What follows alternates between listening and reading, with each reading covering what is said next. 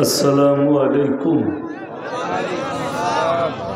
अल्हम्दुलिल्लाहि रब्बिल आलमीन वस्सलातु वस्सलामु अला रसूलिहिल करीम, अम्मा बाद। फ़ाऊज़ बिल्लाहि मिनश शैतानिर रजीम, बिस्मिल्लाहिर रहमानिर रहीम। वैलुल लिकुल्लि हुमाज़तिल लुमज़ा अल्लज़ी जमा मालन व अद्ददा यहसबु अन्ना मालहु अख़लदा कल्ला लयुनबज़न्ना फ़िल हुतमा वमा अदराका मल हुतमा नारुल्लाहिल मूक़दा अल्लती तत्तलिउ अलल अफ़इदा इन्नहा अलैहिम मूसदा फ़ी अमदिन मुमद्ददा वइला मदियन आखर। फ़ाऊज़ बिल्लाहि मिनश शैतानिर रजीम, बिस्मिल्लाहिर रहमानिर रहीम। इक़रा किताबक कफ़ा बिनफ़्सिकल यौमा अलैका हसीबा मन इहतदा फ़इन्नमा यहतदी लिनफ़्सिही व मन ضل फ़इन्नमा यदिल्लु अलैहा वला तज़िरु वाज़िरतुन विज़रा उख़रा वमा कुन्ना मुअज़्ज़िबीना हत्ता नबअस रसूला व इला मदियन आखर। फ़ाऊज़ बिल्लाहि मिनश शैतानिर रजीम, बिस्मिल्लाहिर रहमानिर रहीम। या अय्युहन नासु तक़ू रब्बकुम इन्ना ज़लज़लतश शाअति शैउन अज़ीम यौम तरौनहा तज़हलु कुल्लु मुर्दियतिन अम्मा वरदअत वतदा कुल्लु दातिन हमलिन हमलहा वतरन नासा सुकारा वमा हुम बिसुकारा वलाकिन्ना अज़ाबल्लाहि शदीद इला आखिरिल आया। खैरुकुम मन तअल्लमल कुरआन अल्लमहु कमा क़ाल अलैहि सलातु व तस्लीम। माननीय श्रद्धेय ज्ञानी गुणी मानी सम्मानी आजकेर এই জলসার माननीय सभापति महाशय, श्रद्धेर उलामा एकराम, हुफ्फाज एकराम एवं आमार ज्ञानी गुणी मानी सम्मानी माननीय श्रोतामंडली, पर्दार अंतराले पर्दा नसीब मायेरा एवं बोनेरा, आल्लाहर बड़ दया कृपा भालोबासा आमादेर प्रति गोटा विश्वेर प्रति सबाई आल्लाह शुक्र आदाय करे हृदय थेके बोली आलহামদুলিল্লাহ। तारपरे परे विश्व नबी जनाबे मुहम्मदुर रसूल अल्लाह सकले बोलुन सल्लल्लाहु अलैहि वसल्लम। तिनार प्रति शत कोटी दरूद बर्षित होक, बोलुन आमीन सुम्मा आमीन। गुटी कयेक कथा आलोचना करब। आल्लाह आमादेर सकलके आमलेर तौफिक दान करुक, बोलुन आल्लाहुम्मा आमीन। इस्लाम परिष्कार परिच्छन्न सुंदर एवं उदारताय परिपूर्ण। इस्लामे मारामारी नाई, काटाकाटी नाई, झमेला नाई, झंझट नाई।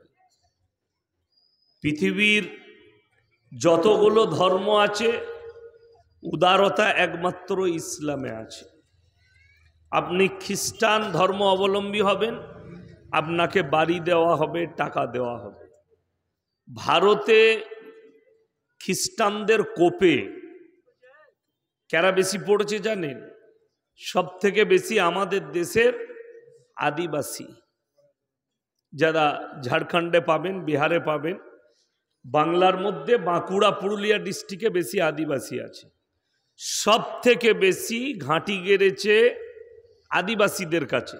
তাদেরকে স্কুল করে দেওয়া, তাদেরকে বাড়ি করে দেওয়া ইত্যাদি ইত্যাদি প্রবলন দেখিয়ে তাদেরকে খ্রিস্টান ধর্মে নিয়ে আসা হয়েছে। তো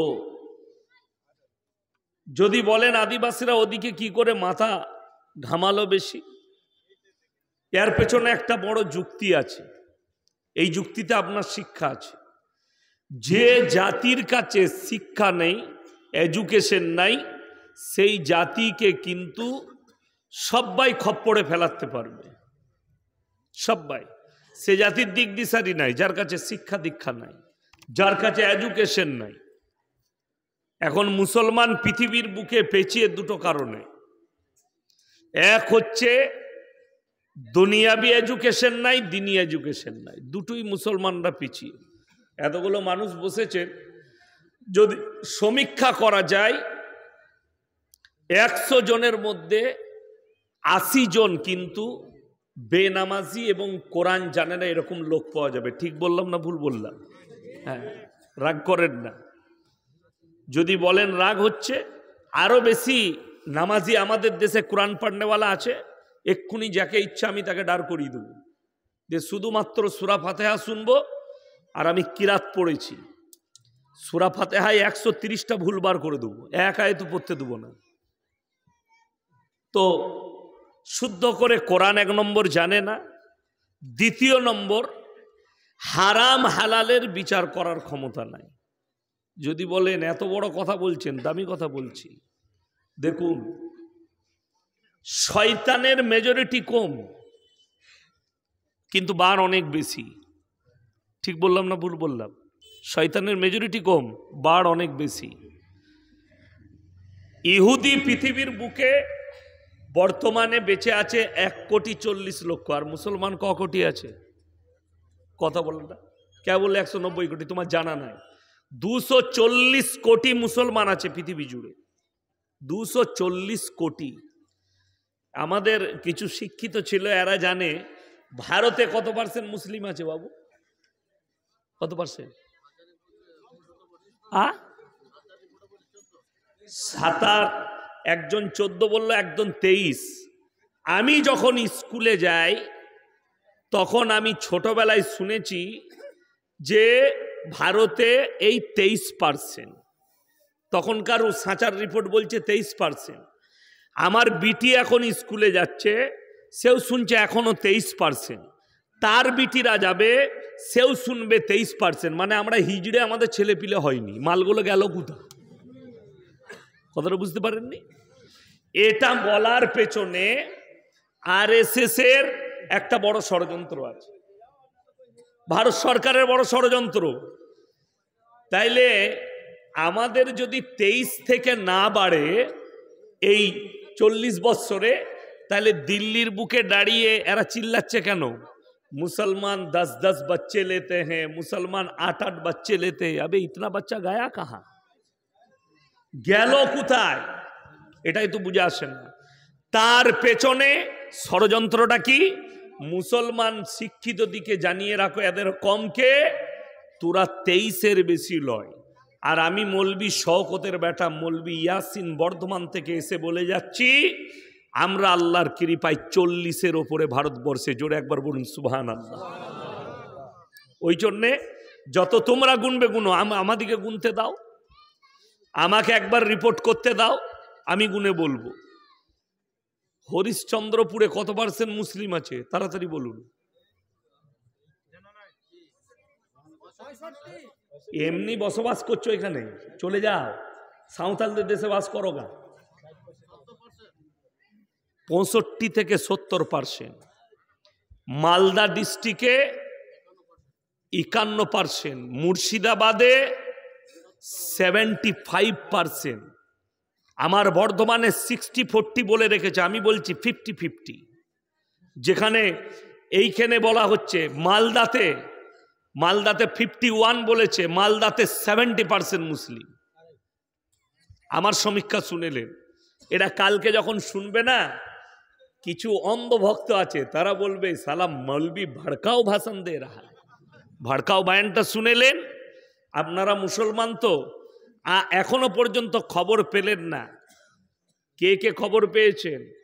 আমি গাড়িতে আস্তে আস্তে খবর দেখছিলাম, কেরলে আতঙ্কবাদী হামলা হয়েছে, এক জায়গায় বোম ব্লাস্ট হয়েছে, নিজেকে স্যালেন্ডার করেছে, একজন মারা গেছে, তখন দেখলাম 52 জন আহত। ওই জায়গাটায় যে ছেলেটা গিয়ে স্যালেন্ডার করেছে, যে আমি টিফিন বক্সের মধ্যে বোম রেখে এসেছিলাম ওখানে, সেই ছেলেটা কিন্তু হিন্দুদের ছেলে। আজকে যদি এটা মুসলমান হতো, এই জলসার স্টেজটাও পুলিশে এসে ঘেরে নিত যে এখানে শালা কেউ ঢুকে আছে নাকি। বাস্তব বলছি। তার প্রমাণ একটা দিই, আমাদের দেশে পুলওয়ামা কাণ্ড হয়েছে, পুরো একদম একটা গাড়ি, ফরচুনা গাড়ি RDX ভরে নিয়ে সেনার গাড়িকে মারলে 28 জন জওয়ান নিহত হয়ে গেল। আমাদের দুঃখ, তাদের পরিবারের প্রতি সংবেদনা। কিন্তু কষ্টের বিষয় কি জানেন? এখনো পর্যন্ত NIA এর কুল কিনারা বার করতে পারেনি, এর কুল কিনারা খুঁজে পায়নি। কিন্তু কষ্টের বিষয়, মুর্শিদাবাদের ডোমকলের দুটো মুসলিমদের যুবক শিক্ষিত ছেলে খালি ডাক্তার জাকির নায়েকের বই বাড়িতে রেখেছে, তাদেরকে কোথায় নিয়ে গিয়ে ভরে দিয়েছে এখনো কেউ জানে না। এটা আমি বাস্তব সত্য বলে গেলাম। না তাদের কাছে গোলাবারুদ পেয়েছে, না তাদের কাছে কোনো অস্ত্র পেয়েছে, না তাদের কাছে কি পেয়েছে? ডাক্তার জাকির নায়েকের লেখা দুটো বই পেয়েছে। তারা হয়ে গেছে আতঙ্কবাদী। এদিকে খুঁজে পেয়েছে RDX ভরে দেশের সেনাদিকে হত্যা করে দিল, তাদিকে এখনো খুঁজে পাইনি। মানেটা আপনারা করবেন, আমি করব না। মতলবটা আপনারা বার করবেন, আমি ইয়াসিন করব না। বিবেক দিয়ে বিবেচনা করবেন। তাইলে এই জায়গায় আমাদের কতটা শিক্ষার প্রয়োজন আছে বুঝতে পেরেছেন না পারেননি? এরপর আমি বলে দিই, আমাদের কিছু শিক্ষিত লোক বলছে এরা স্কুলে যায় না, এরা কলেজে যায় না। আমার হাতে দেশটা দিয়ে দেন, 3 দিন পরে শুনতে পাবেন মুসলিমরা শিক্ষিত, অমুসলিমরা অশিক্ষিত। আমি করে দেব। আমার হাতে দেশ থাকলে, আমার হাতে প্রশাসন থাকলে, আমার হাতে যদি কলম থাকে, আমি সবাইকে মূর্খ বানিয়ে দেবো, আমি একাই শিক্ষিত থাকব। যে দেশের প্রধানমন্ত্রী 4 পর্যন্ত পড়েছে সে দেশের প্রজারা আবার কেমন হবে এটা আর বলা লাগে না। বড় কষ্টের বিষয়। যদি বলেন আপনি কি করে দেশের প্রধানমন্ত্রীকে, আমি বলি নাই তো, তিনি নিজে প্রমাণ দিয়েছেন মিডিয়ার সামনে। 35 সাল तक मैं ভিক্ষা করকে খায়। আমাদের দেশের প্রধানমন্ত্রী ভিক্ষাও করেছে, জানেন? কি জানি কোন শালার কাছে হাত পেতে হলো, আমি জানি না। 35 साल तक भिक्षा करके खाया, 35 साल तक चाय बेचा, फिर 70 तो इसी में हो गया। तो आपका उम्र कितना है? प्रधानमंत्री कब बने? बड़ो कष्टेर विषय, मिथ्यार उपरे मिथ्या। आल्लाह हिफाजत करो। मुसलमान पृथिवीर मानुष ताकिए देखछे। आज के फिलिस्तीन এবং গাজায় যেটা চলছে, গোটা পৃথিবীর 58টা মুসলিম রাষ্ট্র বসে দেখছে, আর এদিকে বসে দেখতে হবে। তার কারণ আল্লামা ইকবাল লিখেছে, ইস ঘর কো আগ লাগি ঘর কি চিরাগ সে।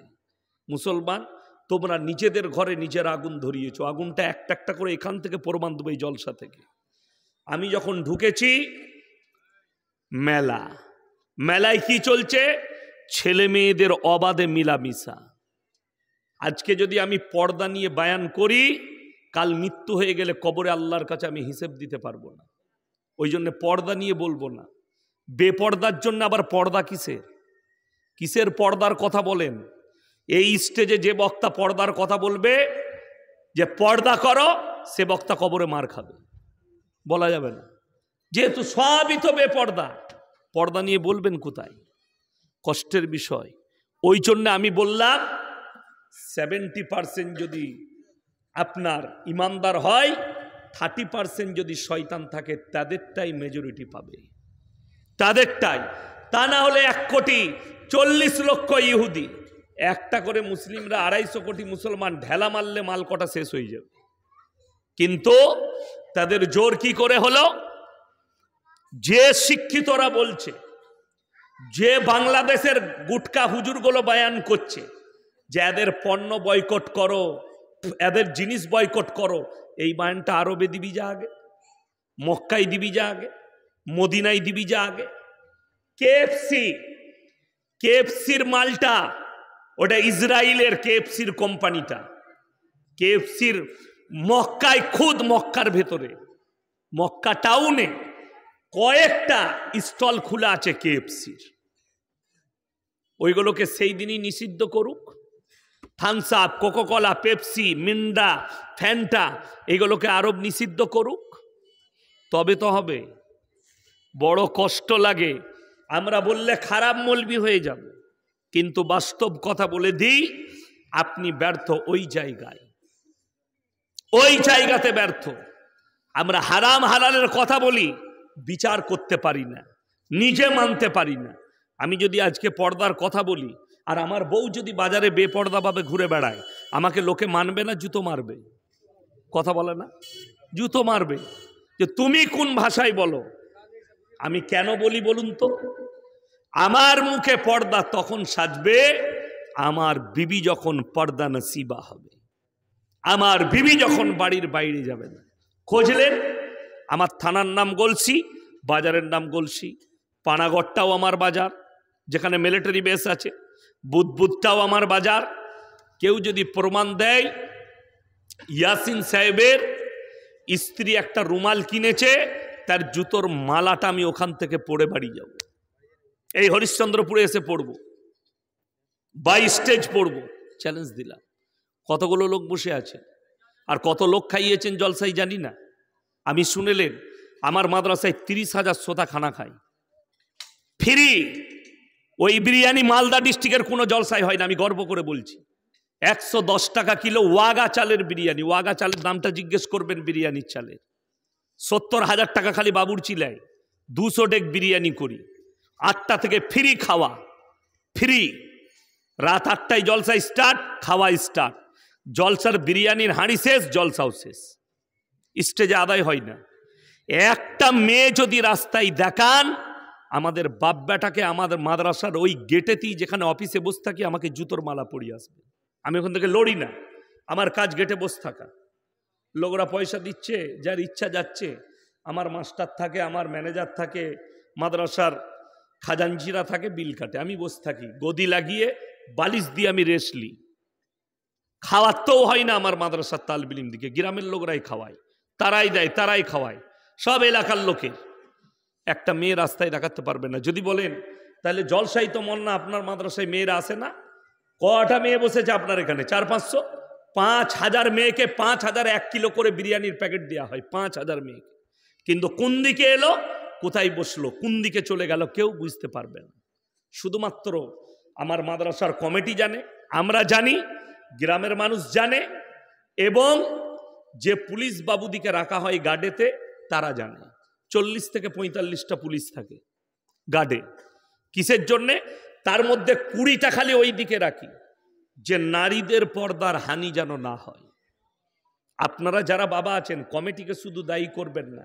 অনেকজন চায়ের দোকানে বলে দিলে, তাহলে কমিটি বলেছে বে, কখনো মেলা বসায় তো কমিটি বলেছে, তো তোর বিটিটা বাজারে এলো কি করবে, তুই কি করে পর্দা করলি? কমিটির দোষ। তোর বিটি বেপর্দা ভাবে ঘুরে বেড়াবে, কমিটি দায়ী। তোমার বিবি মাথার কাপড় খুলে দিয়ে বাজারে ঘুরে বেড়াবে, কমিটি দায়ী, মৌলবি দায়ী। বড় কষ্টের বিষয়। ওই জন্যে আমার জলসায় আছে, সমাজ যখন কোরআন হাদিস আর আলেম থেকে বিচ্ছিন্ন হবে, বেঈমান কাফেরের আখলাক আর চরিত্র আপনার কাছে এসে ঢুকে যাবে। আর সেটা ঢুকেছে, আপনি রুখতে পারবেন না। এই মেলা আমি বলে যাচ্ছি, যদি রুখতে না পারেন, এই জলসার নেকির থেকে বেশি গুনাহ ওখানে হবে। মেয়ে টানাটানি হবে, মেয়ের কাপড় টানাটানি হবে। আমি নিজে 24 পরগনা, গ্রামের নাম করব না, জলসা শেষ করেছি, আমার পরবর্তী বক্তা চেপেছে, আমি গাড়িতে চাপবো, সেখানেই মারামারি চলছে। কি হয়েছে বলে, একটা মেয়েকে মেলায় টানছিল। আমি বললাম, ওর তো দোষ নাই, দোষ তো মেয়েটার, ওখানে এসছে, দোষ তো মেয়েটার। আগুনের কাছে চুম্বক থাকলে টানবে না, টানবে না, কথা বলে শুনেলেন। নারী আর পুরুষ, একজন পর নারী পর পুরুষ এক কাছে হলে, 3য় নম্বর যে এন্ট্রি মারে তার নাম হচ্ছে শয়তান। সে উস্কানি মারে। মেলায় অনেক মেয়ে ঘুরছে, ছেলেরা যুবকরা ঘুরছে, শয়তান বলবে দেবে চালিয়ে দে, আরে চালিয়ে দিয়ে পালিয়ে গেল, হয়ে গেল কাজ। আর যখনই দীপালি ঘুরে দেখবে, ওরে বাবরে আব্দুর রহমান, তখন ও মুচকি যা হাসি দেবে না, মানে ওকে ভালো লেগেছে, আর একবার চালা। এটাই হচ্ছে শয়তানের প্রবলন। আমি কালকের জলসায় বলেছি, আলেমদের কাছ থেকে বিচ্ছিন্ন হওয়ার কারণে, উলামাদের কাছ থেকে বিচ্ছিন্ন হওয়ার কারণে সমাজ নোংরার জগতে প্রবেশ করছে, ইহুদি নাসারাদের মতো। আপনাদেরকে আমি স্যাম্পল বুঝিয়ে দিই, এখানে যারা আছেন একদম মূর্খ থেকে মূর্খ বুঝতে পারবেন। আমার পরিচয় আপনাদিকে যদি কোনো ছেলেকে জিজ্ঞেস করি তুমি কে, তো সে বাপের নাম বলবে না বলবে না? কথা বলে। কমিটির এই মহল্লা যদি কেউ কি জিজ্ঞেস করে তুমি কে গো, সে বলবে আমি অমুকের ছেলে। আমাকেই যদি জিজ্ঞেস করেন আমি বলবো মওলানা শওকত আলী মাজাহিরির ছেলে। আমি পরিচয় দেব আমি হচ্ছে ওই মওলানার বেটা। তো আমাদের আল্লাহ ইনসানের যে পরিচয় দিয়েছে বাপের দ্বারা, জোরে বলুন সুবহানাল্লাহ। কিন্তু জানোয়ারের পরিচয় আল্লাহ দিয়েছে মায়ের দ্বারা। গায়ের বাচ্চা হলে ষাঁড়ের বাচ্চা বলে না গায়ের বাচ্চা বলে? কথা বলে। ষাঁড়ের বাচ্চা না গায়ের? গায়ের বাচ্চা বলে, ষাঁড়ের বলে না। কেন? একটা গাই মাঠেতে চড়তে গেছে, তার পেছনে একটা দলের মধ্যে 5টা ষাঁড় আছে, 5টা ষাঁড়ই সুযোগ পেলে তার সঙ্গে জিনা করবে। ঠিক বললাম না ভুল বললাম? মিলামিশা করবে। তার মানে 5 জনের মধ্যে যে কেউ হতে পারে, যার কারোর হতে পারে। ঠিক কি না কথা বলেন? 5 জনের মধ্যে যে কোনো একজনের হতে পারে। কিন্তু যদি আপনার মা দুটো হয়, একটা সৎ মা একটা নিজের মা, বাপ একটা হয়, তো সৎ ভাই আছে, বোঝা যাবে না যাবে না দুটো মায়ের দুটো ছেলে? কথা বলে। কেন? বাপ একটা। বাপের পরিচয় আপনি শুনেলেন। যে ছেলেরা আমাদিকে অনেকজন নাম রেখেছে মাদ্রাসা ছাপ, আজকেই শুনছিলাম কে রেখেছে? কোনো হিন্দু ব্যক্তি লয়, এক মুসলমান হারাম করে রাউলা, তার নাম হচ্ছে নাজিয়া ইলাহি খান। 2 আজলা মাল, আধা বিহারি আধা বাঙালি, কোরসিং এটাকে বলা হয়। কি বুঝলেন? জানি না, মা হয়তো বাঙালি হতে পারে, বাপ বিহারি কিংবা মা বিহারি বাপ বাঙালি, 2 আজলা। তার আইডি আমি বার করলাম, ফেসবুকে চেক করলাম কি করে মেয়েটা। ইসলামের বিরুদ্ধে মুসলমান ঘরের মেয়ে হয়ে আমাদিকে মৌলবিদিকে মাদ্রাসা ছাপ বলছে। তার কারণ আইডি খুলে দেখলাম, ওরে বাবা রে, মাল তো বিজেপির পালা কুত্তি, আমাদিকে তো গালি দিবেই। মাদ্রাসা ছাপ নাম রেখেছে আমাদের। যারা শিক্ষিত তারা শুনে যান, এই মাদ্রাসা ছাপ আমি বলে যাচ্ছি লন্ডন, আমেরিকা, জাপান, জার্মান, চাইনা, উত্তর কোরিয়া, দক্ষিণ Korea, Russia, Australia, Brazil, Argentina, যতগুলো বেঈমান কাফেরের দেশ আছে তাদের পার্লামেন্টে পাশ হয়েছে একটা বিল যে এর পর থেকে ছেলেরা মায়ের পরিচয়েও বাঁচতে পারবে। জোরে বলুন নাউজুবিল্লাহ। মায়ের পরিচয় মানে কি? সেই মেয়েটা রাস্তাঘাটে যার সাথে পারবে মিলামিশা করবে, যে বাচ্চাটা হবে মায়ের পরিচয়পত্রে এই মায়ের ছেলে বলে। তার মধ্যে আর জানোয়ারের মধ্যে পার্থক্য রইল না। আল্লাহর কসম করে বলে যাচ্ছি, কিয়ামত পর্যন্ত মুসলমানের আকীদা এবং ইসলামে মুসলমান বেঁচে থাকবে বাপের পরিচয়ে, মায়ের পরিচয় নয়। কেন? আল্লাহ ইনসানের পরিচয় দিয়েছে বাপের দ্বারা, হালাল করেছে, আর জানোয়ারের পরিচয় দিয়েছে মায়ের দ্বারা। এটাই ইনসান আর জানোয়ারের ফারাক। এরপর আপনি ইনসান হবেন না জানোয়ার হবেন, ওটা আপনার ব্যাপার। যারা পশ্চিমী দুনিয়াকে মনে মনে করছেন, তাদের কাছে টেকনোলজি, তাদের কাছে নাসা, তাদের কাছে বিজ্ঞান, তাদের কাছে প্রযুক্তি, আপনার কাছে কি আছে? আমার কাছে সত্যিকারই, আমাদের কাছে যদি জিজ্ঞেস করেন, আমি ইঞ্জিনিয়ার নই, আমি বৈজ্ঞানিক নই, কিন্তু আল্লাহর কসম আল্লাহর দিয়া কালামুল্লাহ আছে আমার কাছে। কোরআন আছে, কোরআন মাজিদ, হাদিস আছে, রসুল সাল্লাল্লাহু আলাইহি সাল্লামের আখলাক আর চরিত্র আছে। রসুল সাল্লাল্লাহু আলাইহি সাল্লামের আখলাক আর চরিত্রের থেকে বড় পৃথিবীতে কারোর চরিত্র হতে পারে না। জোরে বলুন সুবহানাল্লাহ। এবং ইসলাম বলে দিই, যে সমস্ত অমুসলিম ভাই, হিন্দু ভাই, দলিত আদিবাসী ভাই আমার বক্তব্য কান লাগিয়েছেন, শুনছেন, কিংবা অনলাইনে শুনেন, তাদেরকে অনুরোধ করছি আমার এটা একটু তদন্ত করবেন। কেউ যদি আজকেই বলে লা ইলাহা ইল্লাল্লাহ, আল্লাহর কসম করে বলছি, যদি ইসলাম কবুল করে ফজর থেকে মসজিদে ফার্স্ট কাতারে নামাজ পড়তে পাবে, কেউ নিষেধ করতে পাবে না যে আজকে মুসলমান হয়েছিস পেছনের কাতারে যা। ঠিক বললাম না ভুল বললাম? ইসলাম কি দেয় একটা একটা করে প্রমাণ দেবো আপনাকে। ইসলাম কি দেয়? আর পুরীর জগন্নাথ মন্দির হিন্দু ভাইদের একটা বড় মন্দির, সেখানে থাইল্যান্ডের রাজকুমারীকে প্রবেশ করতে দেওয়া হয়নি, আটকে দেওয়া হয়েছে। কেন? জন্মসূত্রে হিন্দু নয় বলে রুখে দেওয়া হয়েছে, ঢুকতে পাবে না। জন্মসূত্রে হিন্দু হতে হবে, তবে পুরীর জগন্নাথ মন্দিরে প্রবেশ করতে পাবে। 1 নম্বর গেল। দ্বিতীয় নম্বর, ইন্দিরা গান্ধীকে রুখে দেওয়া হয়েছে। কেন? ফিরোজ গান্ধীকে বিয়ে করার কারণে তিনাকে রুখে দেওয়া হয়েছে। ঢুকতে পাবে না, জন্মসূত্রে হিন্দু হতে হবে তবে ঢুকতে পাবে। আর আমি বলে দিচ্ছি, আজকেই যদি কেউ মুসলমান হয়, ইসলাম কবুল করে আর মক্কায় যায়, কাবা ঘরে ফার্স্ট কাতারে নামাজ পড়তে পাবে, বাদশাহ সালমান প্রিন্সের পাশে দাঁড়ালে নামাজ পড়তে পাবে। তাকে নিষেধ করা হবে না যে কালকে মুসলমান হয়েছিস এখন পেছনে যা, পরে আগে আসবি। জোরে বলুন না সুবহানাল্লাহ। স্টেজে আমরা কতজনকে জায়গা দিয়েছি বলে দিই। 1 নম্বর, সাগরদিঘিতে বাড়ি হাবিবুল্লাহ রাজেন্দ্র প্রসাদ ভাই, একজন এখন বক্তা, মুসলিম বক্তা। ঠিক বললাম না ভুল বললাম? আপনাদের চোখের সামনে জলজল করে ভাসছে রাহুল ব্রাদার। মুসলমান না অমুসলিম? কথা বলেন। অমুসলিম, মুসলিম। আর অমুসলিম বলবেন না, এখন মুসলমান ভাই। তো তাকে আমরা স্টেজে বুকে জায়গা দিয়েছি না দিইনি? কথা বলেন। দিয়েছি। আজকে তিনি আমাদের কাছে একটা স্কলার হলো, মেনে নিয়েছেন। তৃতীয় নম্বর, আব্দুর রাজ্জাক রাত মেদিনীপুরি, ব্রাহ্মণদের ছেলে, ইসলাম কবুল করেছিল, মারা গেছেন।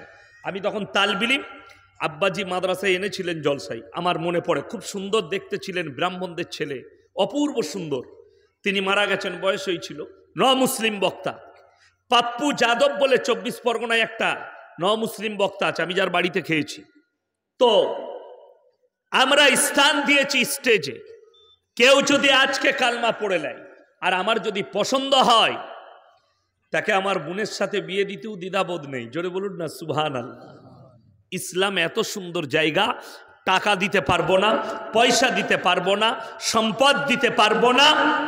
আল্লাহর কসম, সিনেতে জায়গা দেবো, ফার্স্ট কাতারে জায়গা পাবে, জাত বিচার হবে না। জোরে বলুন সুবহানাল্লাহ। ইসলামে জাত বিচার নাই। ওয়াসিম রিজভী से बोले मैं सनातन धर्म कबूल कर लिया। अभी वासिम रिजवी का हालत है ना घाट का ना घर का, धोबी का कुत्ता बन गया। আমি বলেছিলাম আজ থেকে 3 বছর আগে একটা জলসায় মেদিনীপুরে দীঘার কাছে, যে চ্যালেঞ্জ ওয়াসিম রিজভী, তুমি যদি 50 বছর নয় তোমার জীবনটা যদি সনাতনীতে অতিবাহিত করে দাও, তোমাকে পুরোহিত রূপে গ্রহণ কখনো তাদের সমাজের লোক করবে না। তিলক লাগিয়ে কি বুঝলেন, পাগড়ি পাল্টি নিয়েছে, সব পাল্টিয়েছে। बोले मैंने अपने आप को बदल लिया। अरे भाई तूने तो पगड़ी बदल लिया, तिलक लगा लिया, कपड़ा बदल लिया, लेकिन मेरे को ये बता ते वो कैसे बदलेगा? तू जिसको काट दिया गया उसको सीधा कैसे करेगा? तेरा तो खतना हो गया, अब उसको कैसे सीधा करेगा? तेरा पंडित से पूछ ले जरा। এখন लाइव ऐसे कांचे, मेरे को कोई नहीं देखता है, मेरा हालत बहुत बुरा है, मैं डिप्रेशन में आ चुका हूं, मैं अपने आप को मारना चाहता हूं। जल्दी मर, तेरे लिए जहन्नम रेडी है। ठीक की ना কথা বলে? বড় কষ্টের বিষয়। এই রকম হারামখোর আমার কাছে, আমি নাম করব না কোথাকার, 100-র বেশি আমার দেশের হিন্দু দলিত ভাই লাইনে ওয়েটিংয়ে আছে ইসলাম কবুলের জন্য। জোরে বলুন সুবহানাল্লাহ। একজন রোজ ফোন করছে, মৌলানা কবে টাইম দিবেন, কবে যাব আপনার মাদ্রাসায়? আমার খুব ইচ্ছা দেখা করার, এবং আমাকে প্রসেসিং দিবেন। আমি বললাম আমি লাইন বলে দেবো, প্রসেসিংয়ে চলবেন, কাজ হবে, তারপরে ইনশাল্লাহ আপনাদিকে দাওয়াতের কাজে লাগাবো। কিভাবে ইসলাম নিয়ে চলবেন, কিভাবে সহি আকীদার মধ্যে চলবেন, এটা আপনাকে দেখিয়ে দেব। যেমন আমাদের সমাজের লোক বলে হুজুর সহি আকীদা কি আর খারাপ আকীদা কি। আজকেই আমি গাড়িতে শুনছিলাম বাংলাদেশে একটা ৮৮ পীর আছে, তিনি মারা গিয়েছেন, তার মুরিদ অনেক। একটা প্রসিদ্ধ বক্তা আছে বাংলাদেশের, আজকে তার বয়ান শুনে খুব দুঃখ পেলাম। তার নাম হচ্ছে আলাউদ্দিন জিহাদি জিলাপি হুজুর। এরা জিলাপি খেতে ভালোবাসে, এখানে জিলাপি বিক্রি হচ্ছিল দেখলাম, যদিও জিলাপি আমার পছন্দের জিনিস নয়, কি বললেন, আমি খাই না। তো আমি চিন্তা করলাম আল্লাহ এখানে আবার জিলাপি হুজুর আসছে নাকি, কেউ এত জিলাপি ছাঁকছে। তো তারপরে দেখলাম না, অসুবিধা নাই, ঠিকই আছে। তিনি বলছেন যে এই ৮৮ হুজুরের মাজারে যে যাবে কবরে, আর তার জন্যে মুনকার নাকির ফেরেশতার সওয়াল জবাব করবে না। জোরে বলুন নাউজুবিল্লাহ। কত বড় খারাপ আকীদা। তিনি দলিল দিচ্ছেন কিসের, আবার কোরআনের আয়াত বলে দলিল দিচ্ছে। এগুলো হচ্ছে ইসলামকে বিকৃত করে বদ আকীদায় মানুষকে নিয়ে যাওয়া, যাতে কোনো মানুষ আর নামাজ রোজা নাই করে। এরা তো আর নামাজ রোজা করবে না, যারা জানে ৮৮ পীরের মাজারে গেলে আর ফেরেশতারা সওয়াল জবাব করবে না, সালা বাঁচা গেল, মদ খা আর হুজুরের মাজারে বছরে একবার করে যাব, তোর হুজুরও কেলানি খাবে আর তুইও খাবি, রিহাই পাবি না। তোর পীরের কি হবে তা ঠিক নেই। আমি কালকেই বলেছি, আজকেই আপনাদের মালদা থেকে একটা ছেলে গাড়িতে আস্তে আস্তে ফোন করে গালি দিচ্ছিল। আমি বললাম বাবা আমি তোর ঘরের ওপর দিয়ে যাচ্ছি রে, এই মিল্কি ফিল্কি রতুয়া এই সাইডে বাড়ি হবে, গ্রামের নাম বললো না, বলে তোমাকে পেলে না একবার দেখতাম। আমরা আমাকে দেখে আর কি করবি, মেরেই দিবি। এই তো তোদের পীরের আখলাক, চরিত্র, ভাষা খারাপ, আল্লাহ হেফাজত করুক এদের দ্বারা। আমি তাকে বলেছি আবে মা বাপকে ভালোবাস না, মা বাপকে ভালোবাস, আপনি চলুন। কষ্ট তো এটাই লাগে। আমি বলেছি কালকে, এখানে নয়, এখান থেকে কত দূরে ছিলাম জানেন? 450 কিলোমিটার দূরে হাওড়া ডিস্ট্রিক্টে ছিলাম। আমি বাড়ি ঢুকেছি রাত 2:30টায়, সকালে মাদ্রাসার ক্লাস করেছি, আবার ঘুমিয়েছি, 11টা 11:30টায় উঠে গোসল করে দুটি খানা খেয়ে গাড়ি ছেড়ে দিয়েছি। এখানে এসে রাত 8টায় ঢুকলাম, 8 ঘন্টা সময় লেগেছে আসতে। তারপরও আল্লাহর কৃপা আপনাদের সামনে বক্তব্য রাখছি। আবার কালকে আমার জলসা আছে কলকাতা বজবজ, আমি শেষ করব, গাড়িতে চাপবো। আল্লাহর কৃপা, আল্লাহ চালাচ্ছে। তো কষ্টের বিষয়, কালকে আমি ওখানে বলে এসেছি। আমাকে কানে কানে একজন বললে হুজুর এখানে না পীর বিরোধী কথা বলেন না। আমি কেন রে? বললে এখানে একটু ওইসব আছে। আমি তো ওইসবই বলবো মানা যখন করলি। আমি ওটা ছাড়া তো আর বক্তব্যই দেবো না, মানা যখন করে দিলি। এমনি ইরাদা করেছিলাম অন্য বক্তব্য দেবো, কিন্তু আজকে ওটাই বলবো। আমি ওটাই বললাম। আমি একটাই কথা বলেছি, বাপের বেটা থাকলে স্টেজে এসো। আমি তো জানি তার ভাড়ে মাল নাই, আসবে না, কি বুঝলেন? সে আসেও নি। যাই হোক, পরে ঝামেলা করবে, তোরা বুঝে নিবি। আমাকে দাওয়াত দিলি কেন? জেনে শুনে ঝামেলার দাওয়াত দিবার দরকার নাই। বলেন, শুনেলেন। কবরে একটা কথা মাথায় রাখবেন, আমি মরে যাওয়ার পরে আমার যদি শক্তি থাকতো যে আমি মানুষকে কিছু দিতে পারি, আমার দ্বারা মানুষ উপকৃত হবে, তাইলে আমার মৃত্যুটা আমি রুখতে পারলাম না কেন? কথাটা ভালো করে বুঝবেন, ঠিক কি না? কথা বলে। একটা পীর মরে যাওয়ার পরে তার কাছে এই জন্যে চাওয়া যায় না, তার কাছে এই জন্যে চাওয়া হারাম, মানুষ মরে যাওয়ার পরে সে নিজের দুনিয়াবি শক্তি হারিয়ে ফেলে। আমার কাছে যদি কোনো ভিখারি টাকা চায়, তাকে আমি পকেটে থাকলে দিতে পারবো না? কথা বলে। আমি ধুলিয়ানে দাঁড়ালাম, চা খেলাম, গাড়িতে বসবো, 3টে ভিখারি এসে হাত পাতলো। আমি ডিব্বাটা গাড়ির খুলে দেখলাম খুচরো পয়সা ছিল, আমি যা ছিল বার করে দিলাম। তো আর এই ভিখারিরা যদি আমার কবরে যায়, সব থেকে আশ্চর্যের বিষয় তো এটাই, যতগুলো মাজার আছে মালদাররা গিয়ে, ভালো লোকরা গিয়ে মাজারে চাইছে, আর মাজার থেকে বেরুচ্ছে যখন ভিখারিরা, তাদেরকে বলছে আল্লাহকে নাম পে দে দে, আল্লাহকে নাম পে দে দে বাবা। হ্যাঁ, তুই চাইছিস মাজার, আর ভিখারি চাইছে তোর কাছে। তো মাজারে যদি পাওয়া যাবে তো ভিখারি তো ভেতরেই চাইতো, তোর কাছে হাত পাততো কেন? কষ্টের বিষয় এটাই, ভিখারি বুঝতে পেরেছে ভেতরে মাজারে মাল চাইলে পাওয়া যাবে না, এই মালের কাছে চাইলে পাওয়া যাবে, পকেটে টাকা আছে। আর ই বুঝতে পেরেছে শালা কবরের ভেতরেই টাকার বস্তাগুলো রাখা আছে। কষ্টের বিষয় এটাই।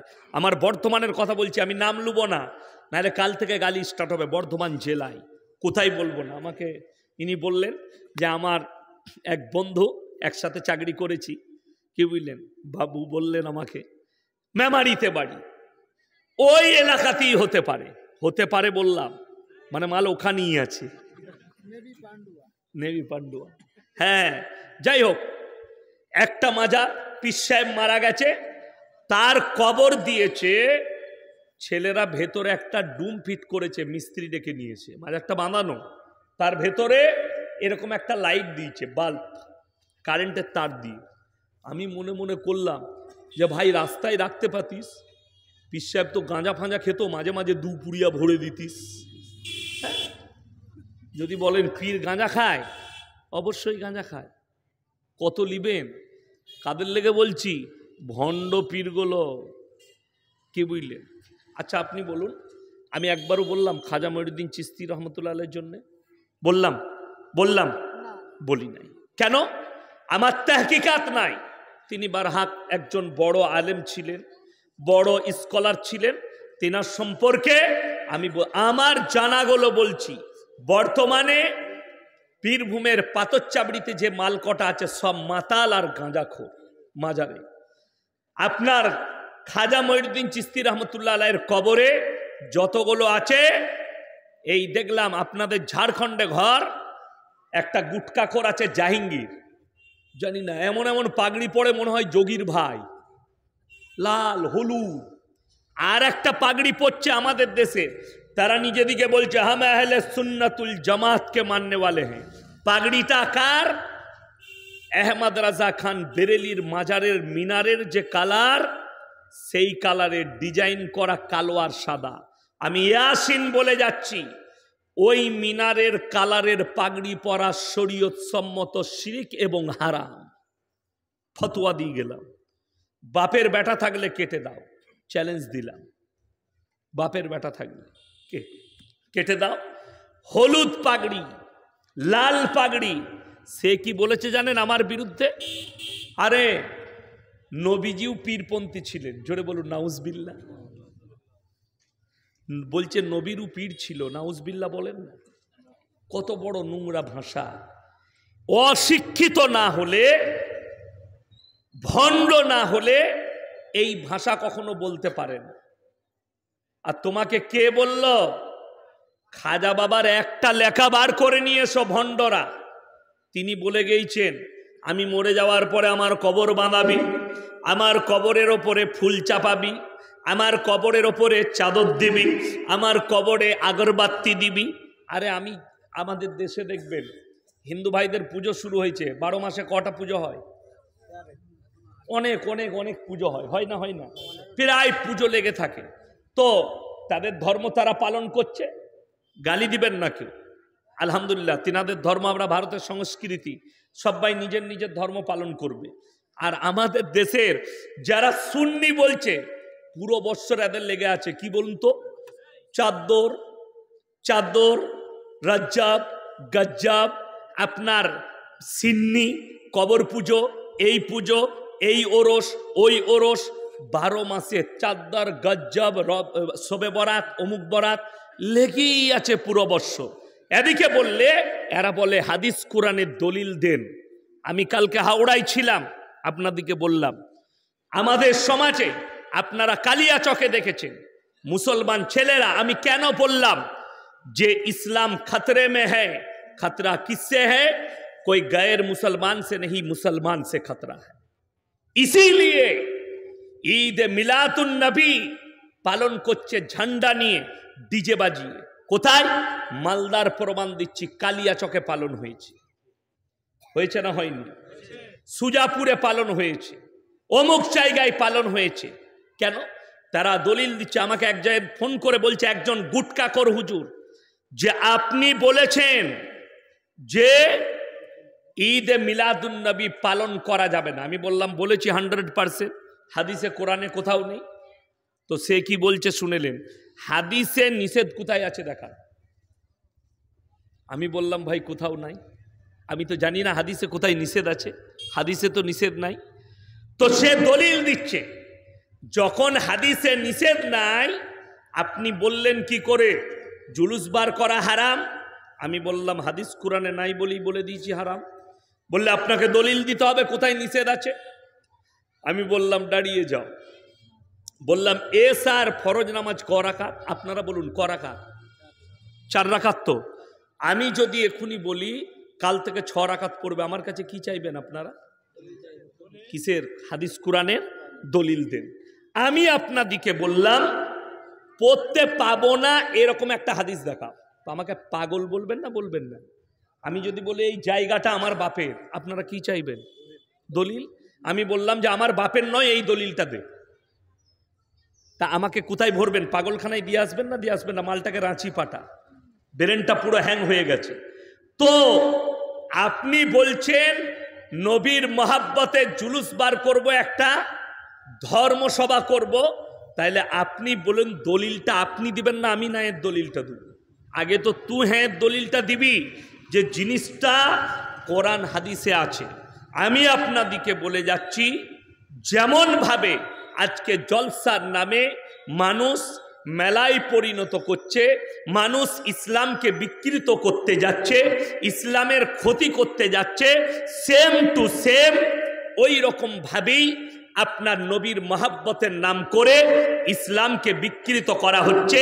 হাওড়া জেলায় ড্যান্স করা হয়েছে হিন্দি গান চাপিয়ে, আমার বর্তমানে ড্যান্স করেছে। কালিয়াচকে কি হয়েছে আমি যখন জানি না আমি বলতে পারবো না, কিন্তু জুলুস বেরিয়েছে আমি জানি, মুসলমান ছেলেরা, এটা কোনো অমুসলিম নয়। এরপরে চলুন আল্লাহর হাবিব সাল্লাল্লাহু আলাইহি সাল্লাম, সকলে একবার বলুন সাল্লাল্লাহু আলাইহি ওয়াসাল্লাম। নবীজি চলে যাওয়ার পরে 4 জন আমিরুল মুমিনিন হযরতে উমরে ফারুক রাদিয়াল্লাহু তাআলা আনহু, তিনার পুরো জীবন দশায় কোন মৌলবি একটা হাদিস থেকে দলিল দিতে পারবে না যে হযরতে উমর নবীজির জন্মদিন পালন করেছে। দ্বিতীয় নম্বর চলুন হযরতে আবু বকর সিদ্দিক রাদিয়াল্লাহু তাআলা, তিনি নিজের জীবন দশায় কোনোদিন ঈদে মিলাদুন নবী পালন করলেন না। হযরতে উসমানে গনি, হযরতে আলী, 4 জন প্রসিদ্ধ সাহাবী আমিরুল মুমিনিন, এরা নিজের জীবনীতে কোনোদিন জুলুস বার করলো না, ঈদে মিলাদুন নবী পেল না।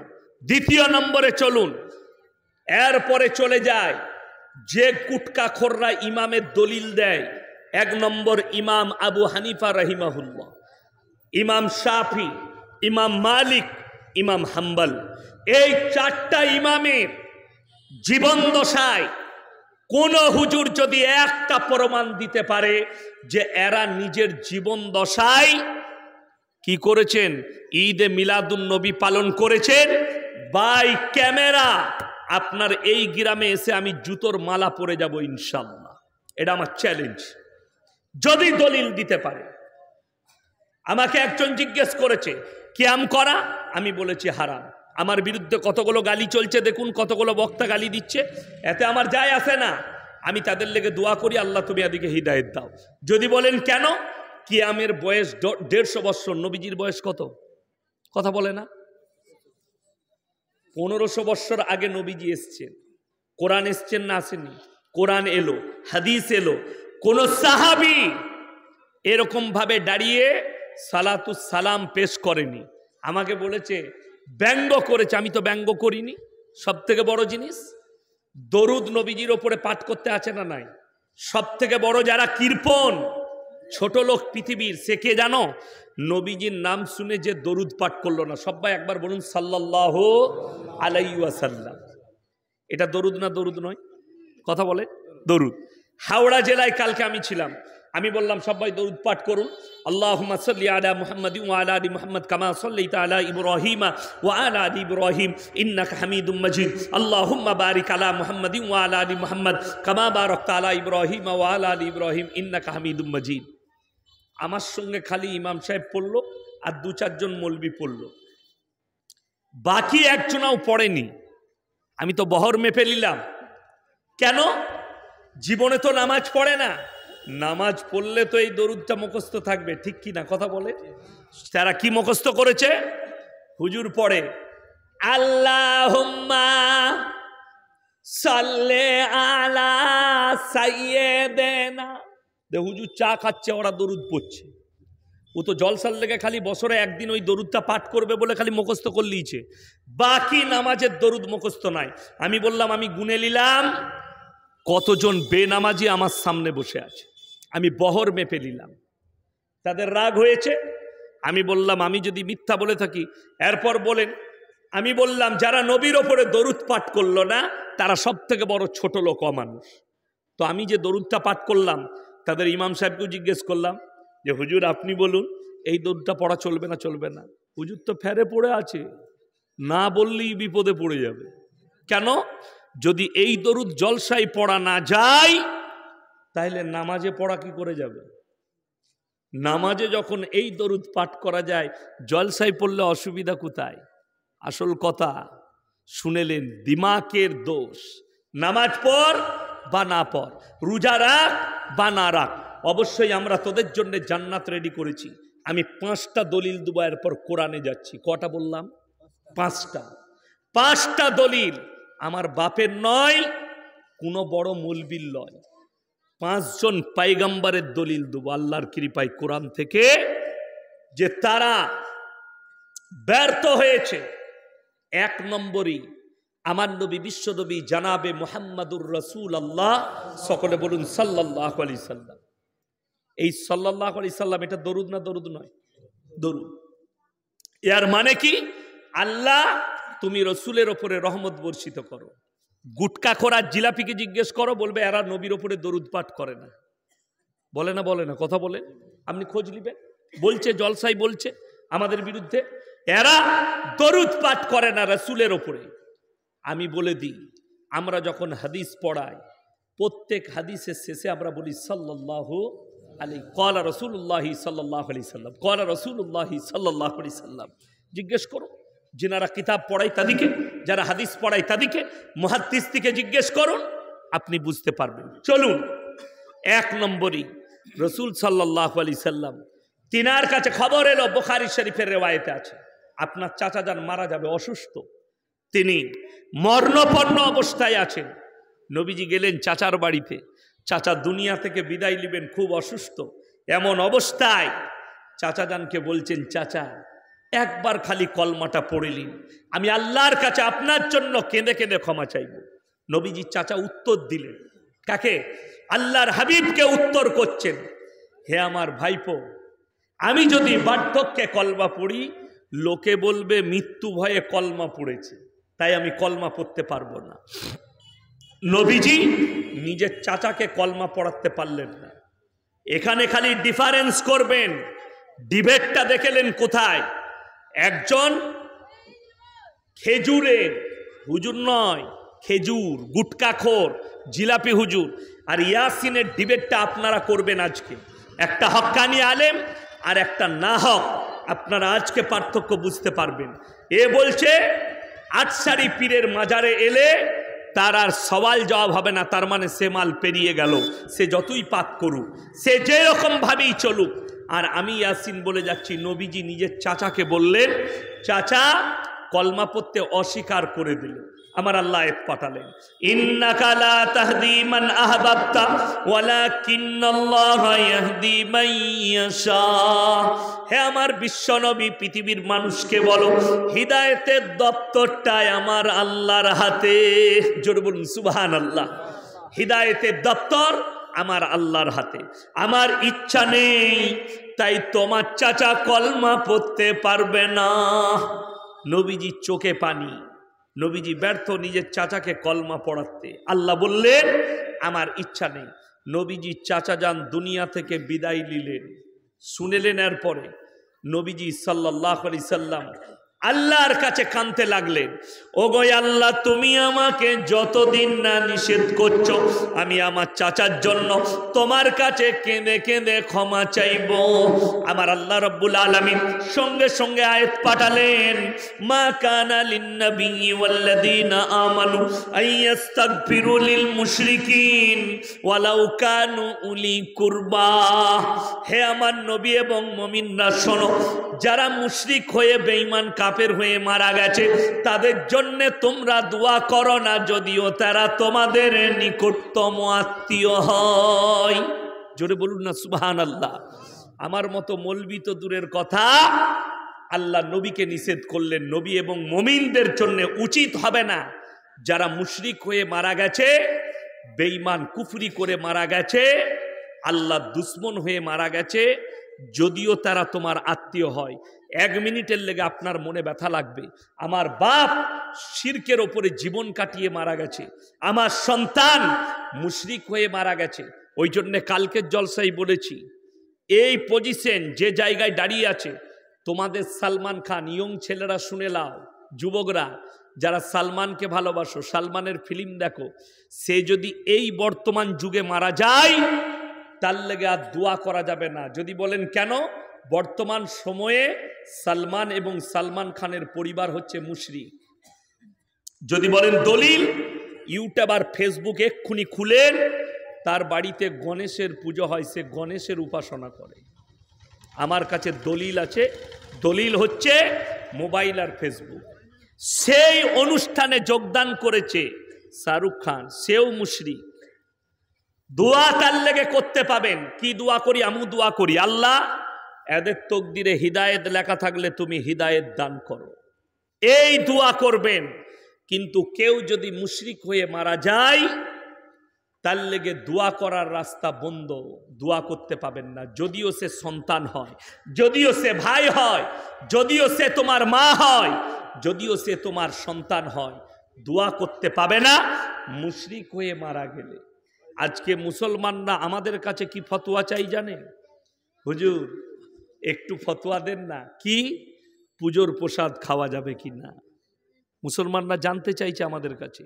মালদা ডিস্ট্রিক্টের ছেলে আমাকে ফোন করেছে, কোথায় বাড়ি জানি না, বাইরে কাজ করে, বলে আমি যে বাড়িতে কাজ করি, যে মালিকের কাজ করি, সে অমুসলিম ভাই, তার বাড়িতে সামনে লক্ষ্মী পুজো আছে, আমাকে সব পরিবারে দাওয়াত দিয়েছে, তার বাড়িতে খানা খেতে পাবো না পাবো না।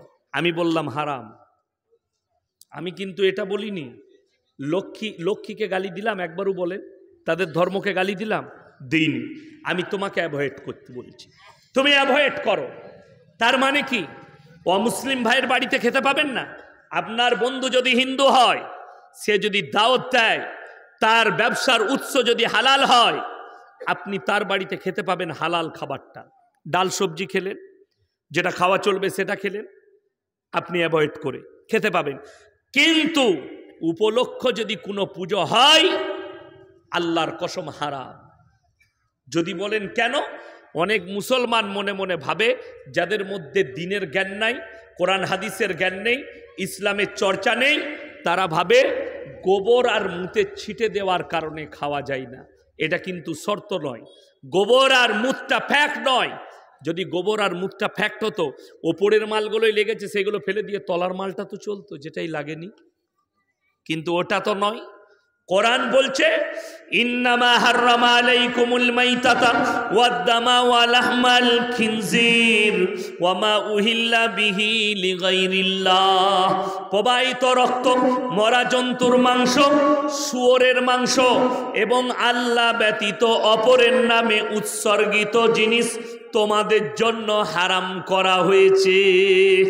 এটা হচ্ছে কোরআন, আল্লাহর আদেশ। আল্লাহ ব্যতীত অপরের নামে, শুধু ঠাকুরের নামে না।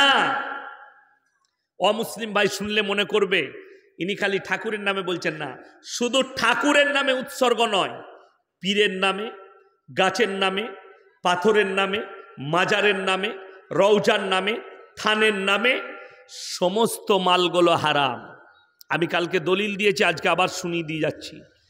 একটা মাজারেও গরু জবাই করে ওরস হয় না, সব ছাগল আর মুরগি দিয়ে। ঠিক বললাম না ভুল বললাম? খোঁজ নিবেন।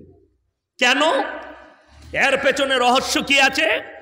এই গুটকাকুর জিলাপি হুজুরদের কারবার শুনেলেন, ওই মাজারে আমাদের দেশের হিন্দু ভাইরাও মাজারে যায়, দলিত ভাইরাও যায়, যায় না যায় না কথা বলেন? সবাই যায়। কেন? ওরসে, আমি নাম করব না, আমাদের বর্ধমান জেলায় একজন বড় লোক অমুসলিম ভাই, তার কারবারে বরকত হবে বলে সে মাজারে ছাগল জবাই করে খিচুড়ি রান্না করেছে। খিচুড়ি তাবাররুক বলছে, তাবাররুক, সেটা লোকদিকে খাওয়াচ্ছে। সে বরকতের জন্য প্লেটগুলো তুলতে গেছে, প্লেট, তার পাশের গরিবকে 1 টাকা দান করে না, সে আবার প্লেট তুলতে গেছে কোথায়? যেখানে ওরসের লোকরা খাবে, সেই প্লেটটা তুললে নাকি কে বলেছে তোর মালেতে বরকত হবে, তোর কারোবারে বরকত হবে। আমি বললাম শালা আরো ধ্বংস হবে ঘুরিয়ে।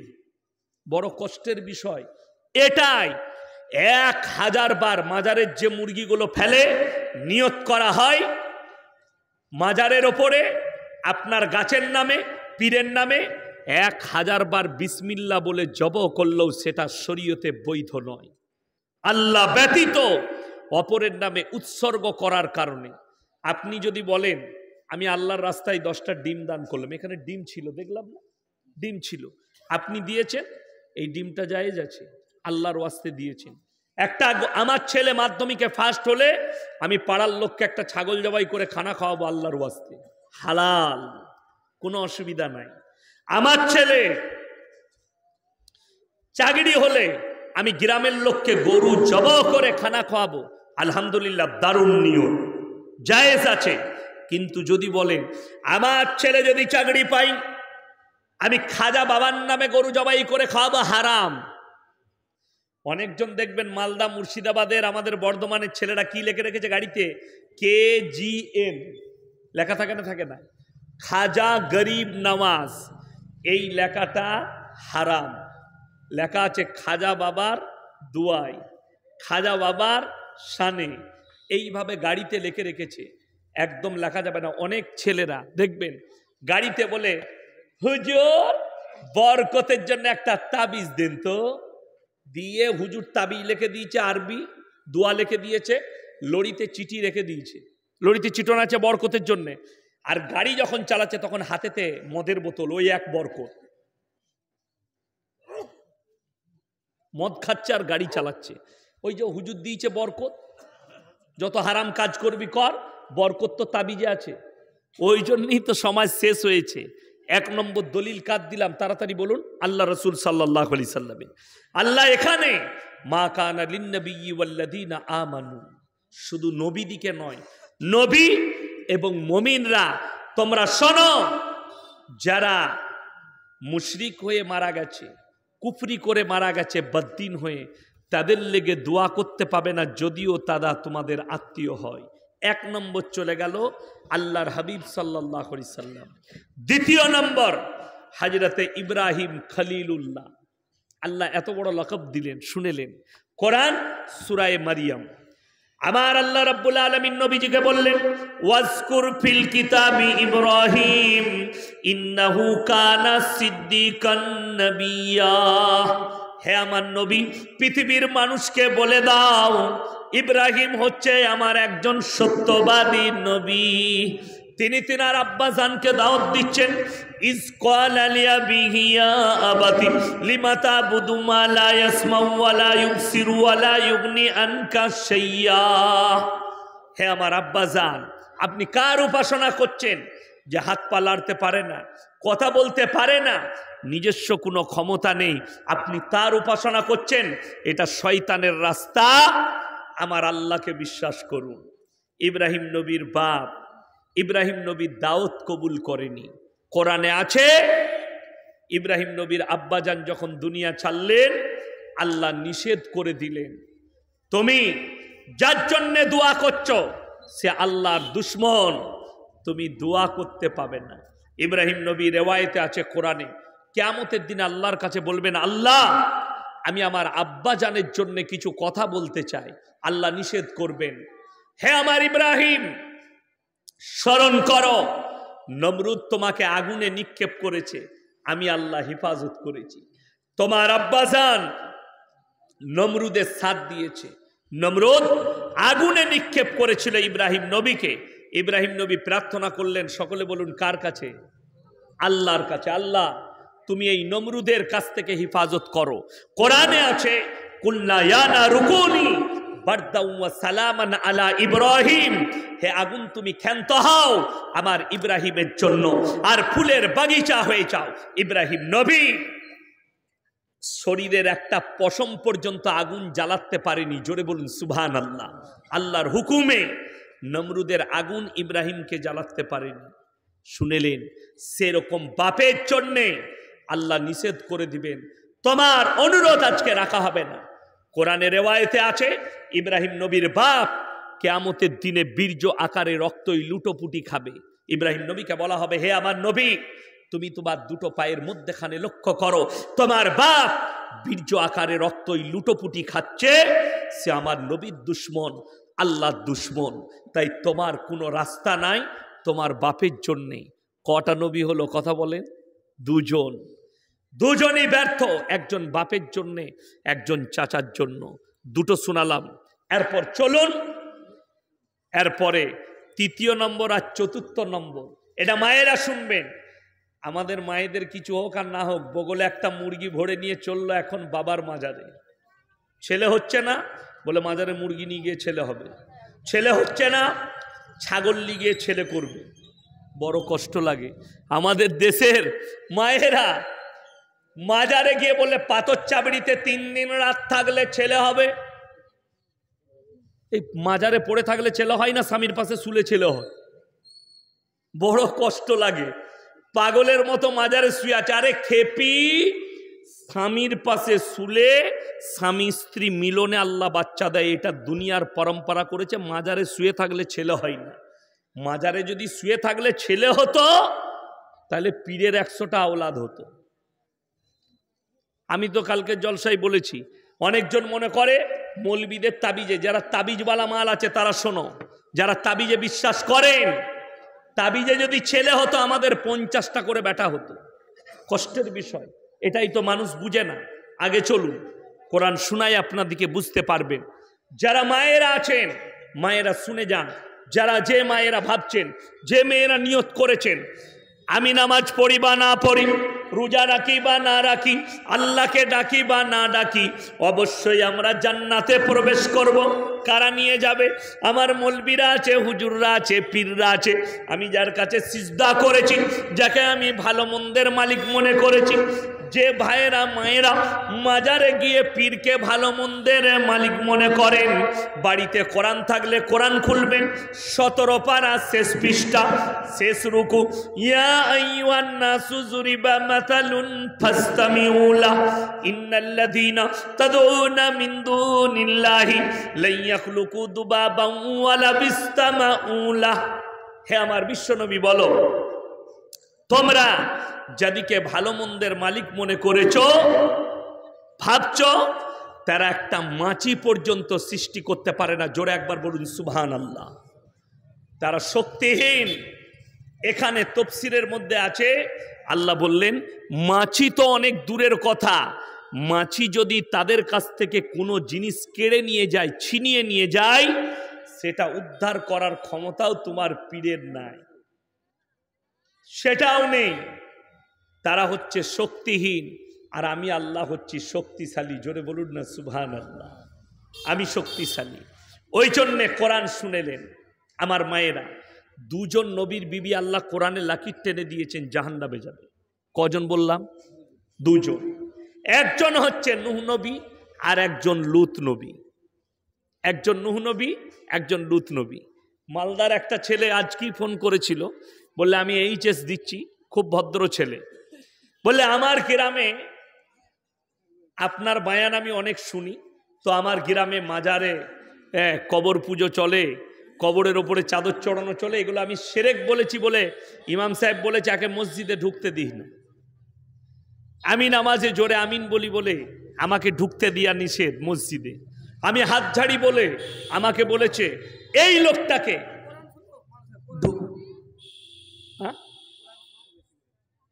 আমি কি শোনাচ্ছি আপনাকে? আমি তো আপনাকে ওটা বলিনি, মাজার নেই তা মেলাটা কি চলছিল? মেলাটা বলি, আরে ভাই কোরআনই শোনাচ্ছি আপনাদিকে। আপনার আমার ভেতরে কত ভেজাল ঢুকে আছে জানেন? আপনি তো ওটাই জানেন না। ভেজাল না ঢুকলে তো আজকে মেলা বসতো না। আমি আপনাদিকে ওইগুলোই শোনাচ্ছি, শুনেলেন কেন? আপনাকে আকীদা বুঝতে হবে। মসজিদ কার ঘর? কথা বলেন। আল্লাহর ঘর। আল্লাহর ঘরে কেউ কি নিষেধ করতে পারেন? আপনি আপনার যোগ্যতা থাকলে আপনি বুঝিয়ে দিবেন তাকে যে তুই এরকম করিস না, এটা কর। কিন্তু কেউ যদি মক্কা মদিনায় 40 লাখ হাজি এক জায়গায় হয়, ঠিক না ভুল? কথা বলেন। কেউ বুকে হাত বেঁধেছে, কেউ বাঁধেনি, কেউ নিচেই হাত বেঁধেছে, কেউ দোয়া করছে, কেউ করেনি, ওখানেই দোয়া হয় না। তো শুনেছেন মক্কায় মারামারি হয়েছে? কথা বলেন। মারামারি নাই। আমাদের দেশের কিছু লোকের ব্রেনের দোষ আছে। স্টেজে মারামারি, জলসাই মারামারি, আপনার গ্রামে মারামারি। কি নিয়ে? হাত বাঁধা নিয়ে। ছেলেটা হাত বেঁধেছে, ছেলেটা বুকে হাত বেঁধেছে, আপনার হাত ছেড়েছে, একে মসজিদ থেকে বার করে দাও। নাউজুবিল্লাহ। তোমার বাপের মসজিদ নয় ইমাম, তুমি ইমামতি করছো। কেউ কেউ কি মসজিদ থেকে বার করতে পারেন না, এটা মাথায় রাখবেন। চলুন আগে, দুজন নবীর বিবি, তাদেরকে আল্লাহ জাহান্নামে দিবেন। লূত নবী আর নূহ নবী। এরা নিজের বিবিদিকে কিয়ামতের দিনে বাঁচাতে পারবে না, কোরআন বলছে। কেন? নবীদিকে অ্যাভয়েড করেছে, আল্লাহকে অবিশ্বাস করেছে। একজন নবীর বিবির আখলাক, লূত নবীর কমকে আল্লাহ ধ্বংস করেছিলেন কওমে লূতের কারণে। কওমে লূতের পাপ কি ছিল? তাদের আকীদা কি ছিল? সমকামী। সমকামী জানেন কাকে বলে? আপনারা মনে করছেন আমাদের এলাকায় সমকামী নাই, তুমি কিছুই জানো না। সব থেকে বেশি মুসলিমদের মধ্যে সমকামীতে লিপ্ত হয়েছে মালদা, মুর্শিদাবাদ, নদিয়া, হাওড়া ডিস্ট্রিক্টের ছেলে। এবং শিক্ষিতরা, ও মূর্খরা নয়, শিক্ষিত। কিসে? সমকামীতে। ধুলিয়ানে আছে, হরিশ্চন্দ্রপুরে আছে। বললে আপনি কি করে জানলেন? প্রত্যেক জায়গায় আমাদের কলেজের স্টুডেন্ট আছে, বন্ধু বান্ধব, যাদের সঙ্গে আমার লিঙ্ক আছে। তারা একটা রেডার আছে, একটা অ্যাপস আছে, সেই অ্যাপসের মাধ্যমে ধরে যে এই এলাকায় কত পার্সেন্ট, কতজন মুসলিম ছেলে সমকামীতে লিপ্ত আছে।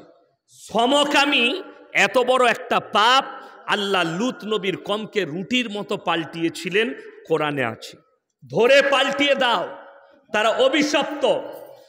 ভারত সরকার আপনার বিরুদ্ধে আইন পাস করেছে, বহুত বড় জাল বিছিয়েছে, আপনি রুখতে পারবেন না জালটাকে, এবং আপনি অনুভবই করতে পারবেন না যে কি জাল বিছিয়েছে।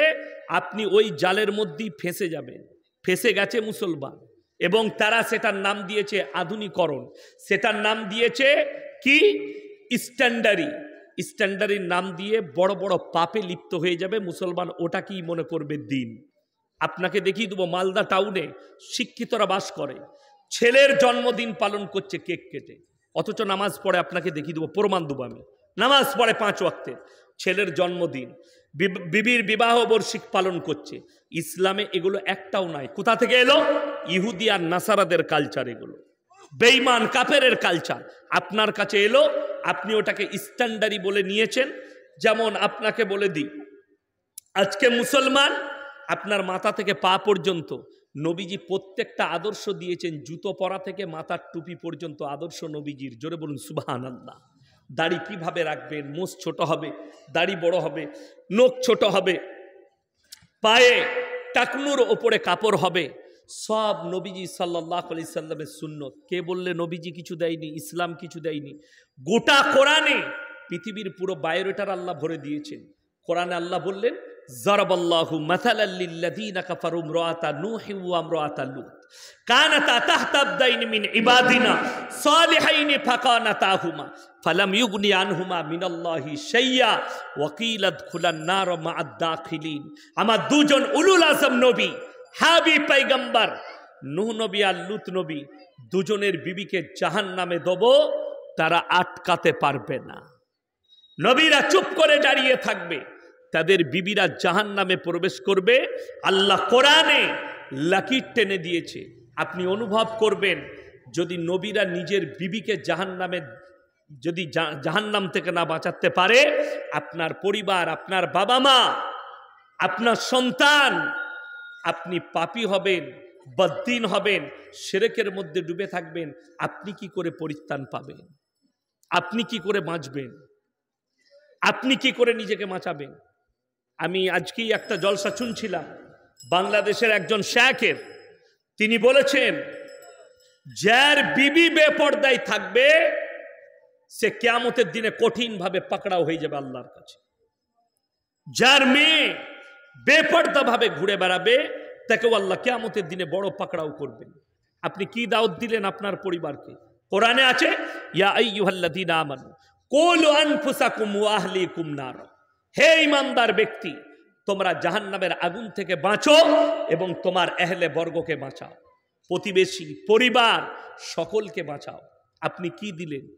আপনি নামাজ পড়তে বেরিয়েছেন জোহরের সময় গোসল করে, জোহরের নামাজ পড়বেন, রাস্তায় গ্রামের যুবক আড্ডা মারছে, আপনার উচিত এবং আপনার জন্য ফরজ হচ্ছে দাওয়াত দেওয়া তাদেরকে, তোরা এখানে আড্ডা মারছিস, নামাজ পড়বি না, তাড়াতাড়ি চল গোসল করে আয়। প্রত্যেক দিন বলুন। বাকি হিদায়েতের মালিক সকলে বলুন কে? আল্লাহ। আপনি আপনার কাছ থেকে ফারেক থাকেন। অনেকজন মনে মনে করেন আমি আমার বিবিকে দাওয়াত দিই রোজ, আমার বিবি নামাজ পড়ে না, আমার বিবি পর্দা করে না। আপনি রোজ বলুন, রোজ দাওয়াত দেন, তারপরে আপনি আল্লাহকে বলতে পারবেন, আল্লাহ আমি আমার বিবিকে আমার সাধ্য মতো আমি রোজ দাওয়াত দিয়ে গেছি, আমার মৃত্যুকাল পর্যন্ত আমার বিবিকে আমি হকের দাওয়াত দিয়েছি, আমার বিবি মেনে নেয়নি। আল্লাহ বিচার করবেন, তুমি সেদিনে বেঁচে যাবে। যে হ্যাঁ আল্লাহ সব জানেন না, জানেন না কথা বলেন। আপনার আমার সকলের আল্লাহ খবর রেখেছে। আল্লাহ কিয়ামতের দিনে ওই জন্যে আপনার কাছ থেকে আপনার বিবির হিসাব চাইবে না। কোরআনে আছে, কিরামান কাতিবিনা ইয়ালামুনা মা তাফআলুন। আমি প্রত্যেকটা মানুষের কাছে দুজন করে ফেরেশতা নিযুক্ত করেছি, যারা তোমাদের ভালো মন্দগুলো লিপিবদ্ধ করে রাখবে। ডান দিকের ফেরেশতা আর বাঁ দিকের ফেরেশতা।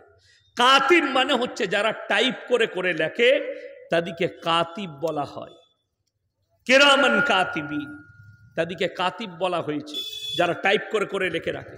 আল্লাহ কোরআনে অপর জায়গায় বললেন, ইকরা কিতাবাক কাফা বিনাফসিকা আল-ইয়াওমা আলাইকা হাসিবা। আজকে আপনাদের অনেকের গায়ে লাগবে যে মোল্লা মেলার জন্য বলল, এটা বলতে হতো না। আপনি এটা বললেন, এটা বলতে হতো না। বেপরদাইর জন্য বললেন, এটা বলতে হতো না। আমার ভাই, কিয়ামতের দিনে আপনার পাই টু পাই পাপগুলো একটা একটা করে লেখা থাকবে। আল্লাহ কোরআনে বললেন, ইকরা কিতাবাক কাফা বিনাফসিকা আল-ইয়াওমা আলাইকা হাসিবা। আমি প্রত্যেকটা নারী পুরুষের হাতে তার আমলনামা দিয়ে দেব। আর আল্লাহ কিয়ামতের দিনে বলবেন, তোমরা নিজে পড়ে শোনাও, তুমি নিজের মুখে নিজের হিসেব দাও। আপনি সেদিনে ফেরে পড়ে যাবেন কোথায় পাপ করেছেন। পাই টু পাই, জাররা থেকে জাররা বরাবর আল্লাহর কাছে আপনাকে হিসেব দিতে হবে। এক পরিমাণ যদি পাপ করে থাকেন, সরষে দানার পরিমাণ আপনার মুখ দিয়ে বেরুবে, জায়গা, সেকেন্ড, স্থান, ঘন্টা, দিন সব লেখা থাকবে। আপনি সেদিনে ফেরে পড়বেন। মানে হিতাদা ফাইন্নামা ইয়াহতাদি লিনাফসি। পরের আয়াতে বললেন, হে আমার নবী বলো, যারা হিদায়েত প্রাপ্ত হয়েছে তারা নিজের জন্যই কামিয়াবি পেয়েছে। ওয়ামান দাল্লা ফাইন্নামা ইয়াদিল্লু আলাইহা ওয়ালা তাজিরু ওয়াজিরাতুন বিজরা উখরা ওয়ামা কুন্না মুআযযিবিনা হাত্তা নাবআসা রাসূলা। এখানে আল্লাহ একই কথা উচ্চারণ করলেন। এবং যারা পদভ্রষ্ট, তারা নিজের জন্যই পদভ্রষ্ট হয়েছে, তাদের দায় কারুর নয়। এবং কিয়ামতের দিনে তাদের কোনো রাখওয়ালা থাকবে না, তাদের হিসেব দেওয়ার, তাদের পাশে দাঁড়াবার কেউ থাকবে না, যেহেতু তারা পদভ্রষ্ট হয়েছে। আল্লাহ আমাদিকে পদভ্রষ্টতা থেকে হেফাজত করুক। জোরে বলুন আল্লাহুম্মা আমিন। যারা নামাজ পড়ি না, নিয়ত করে নেন আজ থেকে নামাজ পড়ব। যারা রোজা রাখি না, আজ থেকে রোজা রাখবো। আপনারা কি মনে করছেন আজকে বক্তারা, আমি এতগুলো কথা বললাম, কেন বললাম? কেন কোরআন হাদিসের বাইরে আজকে আমাদেরকে যেতে হচ্ছে? আপনার আখলাক আর চরিত্রের কারণে যেতে হচ্ছে, তা না হলে আপনি বুঝতে পারবেন না। এই মোবাইল কিন্তু কোরআনে পাবেন না, হাদিসে নাই। আছে? এ কথা বলেন, আছে? নাই। নবীজির জামানাতে ছিল না। আজকে যখন এসছে, এটা যারা মিস ইউজ করছে সেটাও আমাদেরকে বুঝাতে হবে কোরআনের বাইরে গিয়ে, ঠিক কিনা কথা বলেন। নিয়ে এসে প্রসঙ্গ নিয়ে এসে এই জিনিসটা মোবাইলটা কারুর জন্য হারাম, কারুর জন্য হালাল। যদি বলেন হারাম কার জন্যে, যে মিস ইউজ করছে, মোবাইল প্রয়োজন নাই, সন্তানকে মোবাইল দিয়েছেন, সেই মোবাইলের দ্বারা আপনার সন্তান পাপে লিপ্ত হচ্ছে। যদি বলেন প্রমাণ, আমার মোবাইলে রেকর্ডিং আছে, শোনাবো না, ছেলেটা নিজের ঠিকানা আমাকে বলে দিয়েছে। কিসে? যুবক ছেলেরা, শিক্ষিতরা, ছেলেটা বলছে আমি 5 ওয়াক্তের নামাজ পড়ি, আমাকে রাস্তা বলে দেন, আমি এই পাপ থেকে বাঁচবো কি করে? কি পাপে লিপ্ত তুমি? বললে মোল্লা আমি 5 ওয়াক্তের নামাজও পড়ি, হস্তমৈথনেও লিপ্ত আছি। আমি বললাম তার মূল কারণ এই মোবাইল তোমাকে হারাম করতে হবে, এই মোবাইলের দ্বারা তুমি পাপেতে লিপ্ত হয়েছো। মোবাইল কিভাবে পাপ করিয়েছে শুনেলেন? অতিরিক্ত যে ছেলেরা পর্ন ভিডিও দেখে তাদের ব্রেন হ্যাং হয়ে যাবে, এটা লিখে দেন, তাদের ব্রেন হ্যাং হবে। এবং শুনেলেন পৃথিবীর বুকে যতগুলো ধর্ষণ হয়েছে এই ভারতের মাটিতে, বেশিরভাগ ধর্ষণ আপনি খোঁজ নেবেন, পেপার খুলবেন, গুগল খুলবেন, আমেরিকা লন্ডনে মায়ের সাথে জিনা করে, বোনের সাথে জিনা করে বসে, দাদির সাথে জিনা করে। একজন প্লেয়ার আছে, সেই প্লেয়ারটা হচ্ছে ম্যানচেস্টার ইউনাইটেড এর প্লেয়ার, একটা ক্লাবে খেলে, তার নাম হচ্ছে ওয়েন রুনি, ফুটবল প্লেয়ার, ইংল্যান্ডের প্লেয়ার। সে তার জীবনীর বই লিখতে গিয়ে তার জীবনীতে লিখছে প্রত্যেক দিন আমি 2 কেজি 3 কেজি করে গরুর মাংস খেত এবং তার ওয়েট ছিল 95 কিলো, হাইটু সেরকম। তো প্রত্যেক দিন 3টে করে নারীর সঙ্গে আমাকে জিনা না করলে আমার পোষাত না। তো একদিন আমি কোনো মেয়েকে পাইনি, দিয়ে খুশি করে লিখছে আমি আমার দাদির সঙ্গে জিনা করেছি। নাউজবিল্লাহ বলেন। আজ থেকে 1 মাস আগেকার খবর, উত্তর 24 পরগনা না দক্ষিণ, পেপারে ছেপেছে, খবরে এসছে, একটা ছেলে 22 বছরের ছেলে 80 বছরের বৃদ্ধা মেয়েকে ধর্ষণ করেছে। কারণ ছেলেটাকে যখন ধরা হয়েছে তার মোবাইলে অতিরিক্ত পর্ন ভিডিও পাওয়া গেছে। যারা অতিরিক্ত পর্ন দেখবে তাদের ব্রেনের দ্বারা, সেই চোখটার দ্বারা, সে তার বোনকে দেখলে ব্যভিচারের চোখে দেখবে, তার মাকে দেখলে ব্যভিচারের চোখে দেখবে, তার বিটিকে দেখলে ব্যভিচারের চোখে দেখবে। দেখুন আমাদের দেশে একটা 80 বছরের বৃদ্ধাকে ধর্ষণ করলে আমরা অবাক হয়ে যাই, এরকম কাজ করে দিল, ঠিক কিনা কথা বলেন? করে দেয়। আমাদের প্রতিবেশীতে যদি কেউ আপনার পরকীয়ায় ধরা পড়ে, তাই আমাদেরকে অবাক লাগে, লাগে না লাগে না? আমরা আশ্চর্য হয় কি করে একটা মুসলমান ছেলে পরকীয়া করলো, এইরকম কাজ করলো। কিন্তু আমেরিকা, লন্ডন, ব্রিটেন, যেগুলো বেঈমান কাফের ইহুদিদের দেশ, তাদের কাছে মায়ের সঙ্গে জিনা করাটা স্বাভাবিক, বোনের সাথে জিনা করাটা স্বাভাবিক। লন্ডনের একটা কেস ঘটেছিল, একদম আদালতে চলে গেছে, বাপ আর বিটি। শুনেলেন ইসলাম কত সুন্দর, আল্লাহ নবী সাল্লাল্লাহু আলাইহি সাল্লাম আদর্শ দিলেন। তোমাদের মেয়েরা, মায়েরা শুনেলেন, অনেক মেয়ে বলে আমি আমার ছেলেকে খুব ভালোবাসি, বাসে না? বাসে না। বাচ্চা ছেলে হলে ছেলেকে ভালোবাসে মা, স্বাভাবিক। তো ছেলের বয়স 7 বছর পেরিয়ে গেলে মায়ের কাছ থেকে বেটার বিছানা আলাদা করে দাও, এটা ইসলাম। একসাথে আর শোয়া যাবে না, হারাম। দ্বিতীয় নম্বর, কেউ যদি বলেন আমি আমার বিটিকে ভালোবাসি, তোমার বিটির ভালোবাসা জায়েজ আছে, 7 বছর বয়স পেরিয়ে গেলে তোমার বিটির সঙ্গে তোমার বিছানা আলাদা করে দাও। বাপের সঙ্গে বিছানা আলাদা করতে হবে, একসাথে শোয়াটা হারাম। কেন? পার্লামেন্টে আপনার আদালতে দাঁড়িয়ে বাপ আর বিটি বলছে আমরা একে অপরকে বিবাহ করব। আদালতের জজ জিজ্ঞেস করেছে কেন, কি এমন সিচুয়েশন এলো? বলে আমার স্ত্রী মরে যাওয়ার পরে আমার এই 5 বছরের মেয়েকে আমি আমার কাছে মানুষ করেছি শুইয়ে, আমরা একসাথে শুতে শুতে জানি না বাপ বিটি কখন নিজেরাই শারীরিক সম্পর্কে জড়িয়ে পড়েছি। জোরে বলুন নাউজুবিল্লাহ। এই ঘটনা কেন ঘটলো? দেখুন ইসলাম আগে থেকে অ্যাভয়েড করে দিয়েছে যে এই জায়গা থেকে দূরে থাকো। কোরআন শুনেলেন ওয়ালা তাকরাবুজ জিনা ইন্নাহু কানা ফাহিশা ওয়া সাআ সাবিলা। আল্লাহ তাআলা এত সুন্দর আদেশ দিলেন নবীজিকে যে তুমি তোমার উম্মতিকে বলে দাও ব্যভিচার করা তো অনেক দূরের কথা, পরকীয়া করা তো অনেক দূরের কথা, যে রাস্তায় ব্যভিচার হয় ওই রাস্তার ধারে পাশে তোমরা যাতায়াত করো না, রাস্তা বদলে নাও। জোরে বলুন সুবহানাল্লাহ। এটা আল্লাহ আদেশ দিলেন। আপনি আজকে ভেবে দেখুন হাজার হাজার মুসলমান আজকে পরকীয়ায় লিপ্ত হয়ে যাচ্ছে, যার কারণ হচ্ছে মোবাইল। আমি একটা জলসাই বলেছি, একজন দেখলাম কোনো মেয়ে ছেলে কমেন্ট করেছে, যাই হোক জানি না কোথাকার, আমি দোয়া করি আল্লাহ তাকে হিদায়েত দেখ। আমার কথা হয়তো তার বুঝে আসেনি, কিংবা সে এই পাপে লিপ্ত নয়, কিন্তু যে মেয়েরা ফেসবুক চালায়, যে মেয়েরা হোয়াটসঅ্যাপ চালায়, এই মেয়ে যদি তাহাজ্জুদ গুজার হয় তাও কিয়ামতের দিনে পেরোনো দুধদাই হয়ে যাবে। যদি বলেন কেন, আজকে আপনি ভেবে দেখুন, লন্ডন থেকে একটা মেয়ে উড়ে চলে এলো আরামবাগের মাটিতে, লন্ডন থেকে। কিসে? প্রেমের টানে। প্রেমটা হয়েছে ফেসবুকের মাধ্যমে, কিন্তু ডাইরেক্ট কলে নয়, ফেসবুক মেসেঞ্জার, সেখান থেকে। ফেসবুক কিন্তু ওয়ার্ল্ড ফেমাস, গোটা ওয়ার্ল্ডে আছে ফেসবুক, গোটা ওয়ার্ল্ডের সঙ্গে যোগাযোগ হবে আপনার মেসেঞ্জারে। দ্বিতীয় নম্বর, বাংলাদেশের একটা মেয়ে কলকাতায় চলে এলো 24 পরগনায়, কিসে? মেসেঞ্জারে প্রেম, ফেসবুকের দ্বারা। আপনারা দেখলেন কিছুদিন আগে আমাদের দেশের কুত্তা মিডিয়াগুলো ছুটে বেড়াচ্ছিল, কিসে? সীমা হায়দার বলে একটা পাকিস্তানের মেয়ে, সে তার স্বামীকে ছেড়ে ছেলে পিলে নিয়ে ভারতে চলে এসছে, ঠিক কি না কথা বলেন?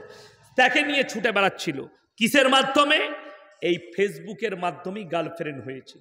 তো আপনি এরকম আমাদের সমাজে হাজারো মানুষ আছে। দ্বিতীয় নম্বর, আপনি আপনার এই এলাকায় খুঁজবেন, আমি ইয়াসিন বলে গেলাম, পেয়ে যাবেন। যদিও তারা গোপন আছে, অনেকজন প্রকাশ্যে আছে, তারা পয়সাওয়ালা হোক, শক্তিশালী হোক, তার লাঠির জোর থাকুক, কেউ তাদেরকে কিছু বলতে পারে না। কেন? তারা কি পাপে?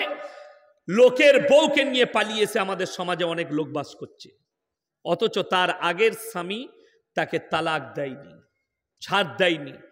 এই শরীয়ত যদি জিজ্ঞেস করেন ইসলাম, ওই মেয়েটা জিনা করছে, ওই ছেলেটাও জিনা করছে। আগের স্বামী তাকে ডিভোর্স দিবে, তালাক দিবে, তালাক হওয়ার পরে ইদ্যত পালন করবে, তারপরে দ্বিতীয় স্বামী গ্রহণ করতে পাবে। যদি বলেন এর মধ্যে, ইসলামের মধ্যে বিজ্ঞান সমতুল্য কথা কি আছে?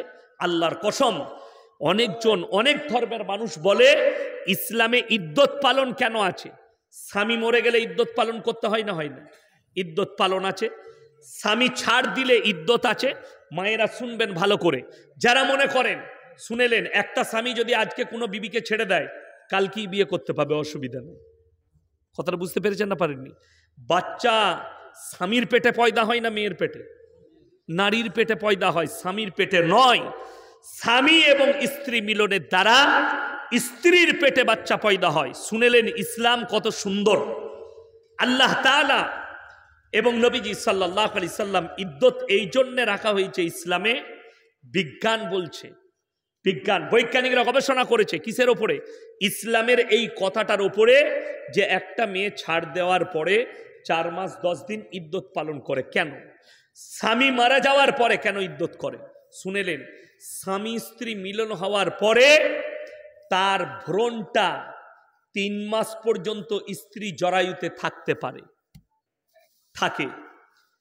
দেখবেন কোনো মেয়ে ধর্ষিত হয়েছে, তার সঙ্গে সহবাস করেছে, 1 মাস পরে কেস ফাইল হলো, ডাক্তাররা মেডিকেল চেকআপে ধরে নেয় মেয়েটার সঙ্গে মিলন হয়েছে, ঠিক কিনা কথা বলে? মেডিকেল চেকআপ হয় 1 মাস পরে, 2 মাস পরে ধরা পড়ে যায়। ইসলাম এত সুন্দর যে 3 মাস, 3 হায়েস পেরিয়ে গেলে ওই ভ্রূণটা থাকার ভয় থাকে না। তারপরে যে স্বামী গ্রহণ করবে, বাচ্চা হলে তারই বাচ্চা হবে। জোরে বলুন সুবহানাল্লাহ। এরপরে মুসলমান কোথা থেকে পেল? এরা দেখলে ইহুদি আর নাসারাদের কালচার। ভারতে জানেন পরকীয়াকে সুপ্রিম কোর্ট রায় দিয়ে দিয়েছে, পরকীয়া জায়েজ আছে। কোথায়? ভারতের মাটিতে, ইসলামে নয়। আমি ভারতের কথা বলছি, ভারত সরকারের আইনে পরকীয়াকে জায়েজ করেছে। এটা কিসের জন্যে?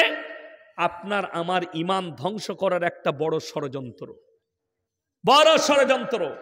কেউ যদি এই সময় থানায় যায়, আমার বিবি অমুকের সঙ্গে পরকীয়া করেছে, তোমাকে বলবে কিচ্ছু আইন নাই, ঘর চলে যাও, ওই বিবিকে নিয়ে ঘর করগা, যা পারবি করগা। সরকারি আইন নাই, আপনি ফেরে পড়ে যাবেন। সরকারি আইন নাই, কেন? পাস করিয়ে দিয়েছে। শুধু তাই নয়, আজকে কিয়ামতের আলামতগুলো একটা একটা করে প্রকাশ হচ্ছে। আমার ভাইজান, কি বলবো, দুঃখের কথা, নবান্ন সার্কুলার জারি করে দিয়েছে কেন্দ্র থেকে পাশ করিয়ে দেওয়া হয়েছে। এরপর থেকে ভারতবর্ষের যে কোনো মেয়ে, কোন কোন মেয়েরা পেট ভাড়া নিতে পারবে আর কোন মেয়েরা পেট ভাড়া দিতে পারবে। পেট ভাড়া মানে আপনার সন্তান বাঁদির পেটে জন্ম হবে। একজন আর্টিস্ট মুসলমানদের, তার একটা ছেলে হয়েছে, তার ঘরে বাঁদির পেটে 20 লাখ টাকা দিয়ে পেট কিনেছে, তার পেটে তার বাচ্চা, তার বীর্য ভরে দিয়ে বাচ্চা নিয়েছে। ইসলাম বলছে এই বাচ্চাগুলো হারাম, নাজায়েজ আওলাদ, ইসলাম নিষেধ করেছে। আপনার কাছে এলো কি করে? কাল এমন একটা দিন আপনার কাছে ঘনিয়ে আসছে, আপনি জায়েজ মনে করে ওই বাচ্চাগুলো হালাল মনে করে আমাদের সমাজে চলবে। নিজের বিবিকে স্মার্ট রাখার জন্য, নিজের বিবিকে সুন্দর রাখার জন্য, পয়সা হবে, সম্পদ হবে, টাকা থাকবে, নিজের বিবিকে সুস্থ রাখার জন্যে, স্মার্ট রাখার জন্যে কাজের মেয়ের পেটে পয়সা দিয়ে বাচ্চা নিবে আর সেটাকে নিজের সন্তান বলে পালবে। শরীয়ত বলছে এই বাচ্চাটা হারাম এবং নাজায়েজ বাচ্চা। টেস্ট টিউব যাদের বাচ্চা হচ্ছে না, মোবাইলে অ্যাড দিচ্ছে, টিভিতে অ্যাড দিচ্ছে, পেপারে অ্যাড দিচ্ছে। কলকাতার অ্যাপেলো থেকে বড় বড় ডাক্তারখানাগুলো, হসপিটালগুলো, কিসের অ্যাড? যারা নিঃসন্তান, যাদের বাচ্চা হয়নি, তাদের আর চিন্তা নাই, দুশ্চিন্তা, তাদের চিন্তা দূর করে দেন। কেন? টেস্ট টিউব, মেশিনের বাচ্চা। আপনার বীর্য নিবে, অন্য একটা মেয়ের বীর্য নিয়ে মেশিনে তার ভ্রূণটা তৈরি করে আপনার স্ত্রীর পেটে সিজার করে ভরা হবে। 7 মাস পরে ওই বাচ্চাটাকে তুলে নিয়ে মেশিনের মধ্যে কাচের ঘরে রেখে তাকে 1 বছর বয়স করে আপনার হাতে তুলে দিবে। যদি শরীয়তকে জিজ্ঞেস করেন, ইসলামকে, এই বাচ্চাটা কেমন? এই বাচ্চাটা নাজায়েজ এবং হারাম বাচ্চা। ইসলাম বলছে, আপনি মানবেন না মানবেন আপনার ইচ্ছা। এই নয়, আরো কতগুলো পাপ এসে দাঁড়িয়েছে, শুনেলেন, আজকে দেখলেন। আল্লাহর কৃপা, এই যে আলেমদিকে দেখছেন মুখে দাড়ি, এই কোরআন, এই মাদ্রাসা মসজিদের বরকত, আলেম উলামার বরকত, আমার রসুলের বরকতে ভারতের মাটিতে এখনো একটাও বৃদ্ধ বৃদ্ধাশ্রম নেই। জোরে বলুন না সুবহানাল্লাহ। একটাও নেই। কিন্তু লেখেলেন আগামীতে চলে আসবে। মুসলমানদের নেই। আপনাকে দেখিয়ে দিচ্ছি পৃথিবীর কিয়ামতটা কত কাছে। যতগুলো বৃদ্ধ বৃদ্ধাশ্রম আছে আমাদের দেশে, সেইখানে কোনো চাষিবাসীর মা নেই। ডাক্তারের মা আছে, প্রফেসরের মা আছে, ইঞ্জিনিয়ারের মা আছে, আইপিএসের মা আছে, জজের মা আছে, উকিলের মা আছে, নেতা মন্ত্রীর মারা আছে। চাষিবাসীর মারা নাই। যারা সকালবেলায় রাতের বেলায় খানা খেয়ে এসার নামাজ জামাতে পড়লেন, বিবির দস্তরখানে খানা খেলেন আর বিবির গলায় হাত রেখে ফজর পর্যন্ত ঘুমাতে পারলেন, তারা ফজরে উঠে চোখের পানি ফেলাবেন, আল্লাহ সারা রাত্রি আমার বিবির গলায় হাত রেখে ঘুমাতে পেরেছি। আপনি নেকি পাবেন। কলকাতায় চলুন, দিল্লি, বোম্বাইয়ে, আমি আমার দেশের কথা বলছি, বিদেশে পড়ে যাব। নিজের বউ বাড়িতে পড়ে আছে, সে কুকুরকে জড়িয়ে ধরে শুয়ে আছে, আর হারামখোর স্বামী রাত 2টোয় মদ খেয়ে বাড়ি ঢুকছে, সে সুপার উপরে শুইছে আর বউ শুইছে কুকুরের সাথে। যাদের বউরা কুকুরের সাথে শোয় তাদেরকে আপনারা স্ট্যান্ডার্ড বলছেন? যাদের বিবিদের রাত কাটে কুকুরের সাথে তাদেরকে আপনারা বলছেন এরা আধুনিক যুগে? আল্লাহর কসম, 1400 বছর আগে আল্লাহ বলে দিয়েছেন। কোরআন খুলেন, সূরা বনী ইসরাঈল, আল্লাহ তাআলা এত সুন্দরভাবে বুঝালেন, ইম্মা ইয়াবলুগান্না ইনদাকাল কিবার আহাদুহুমা আও কিলাহুমা ফালা তাকুল্লাহুমা উফিউ ওয়ালা তানহারহুমা ওয়া কুল্লাহুমা কাওলান কারীমা।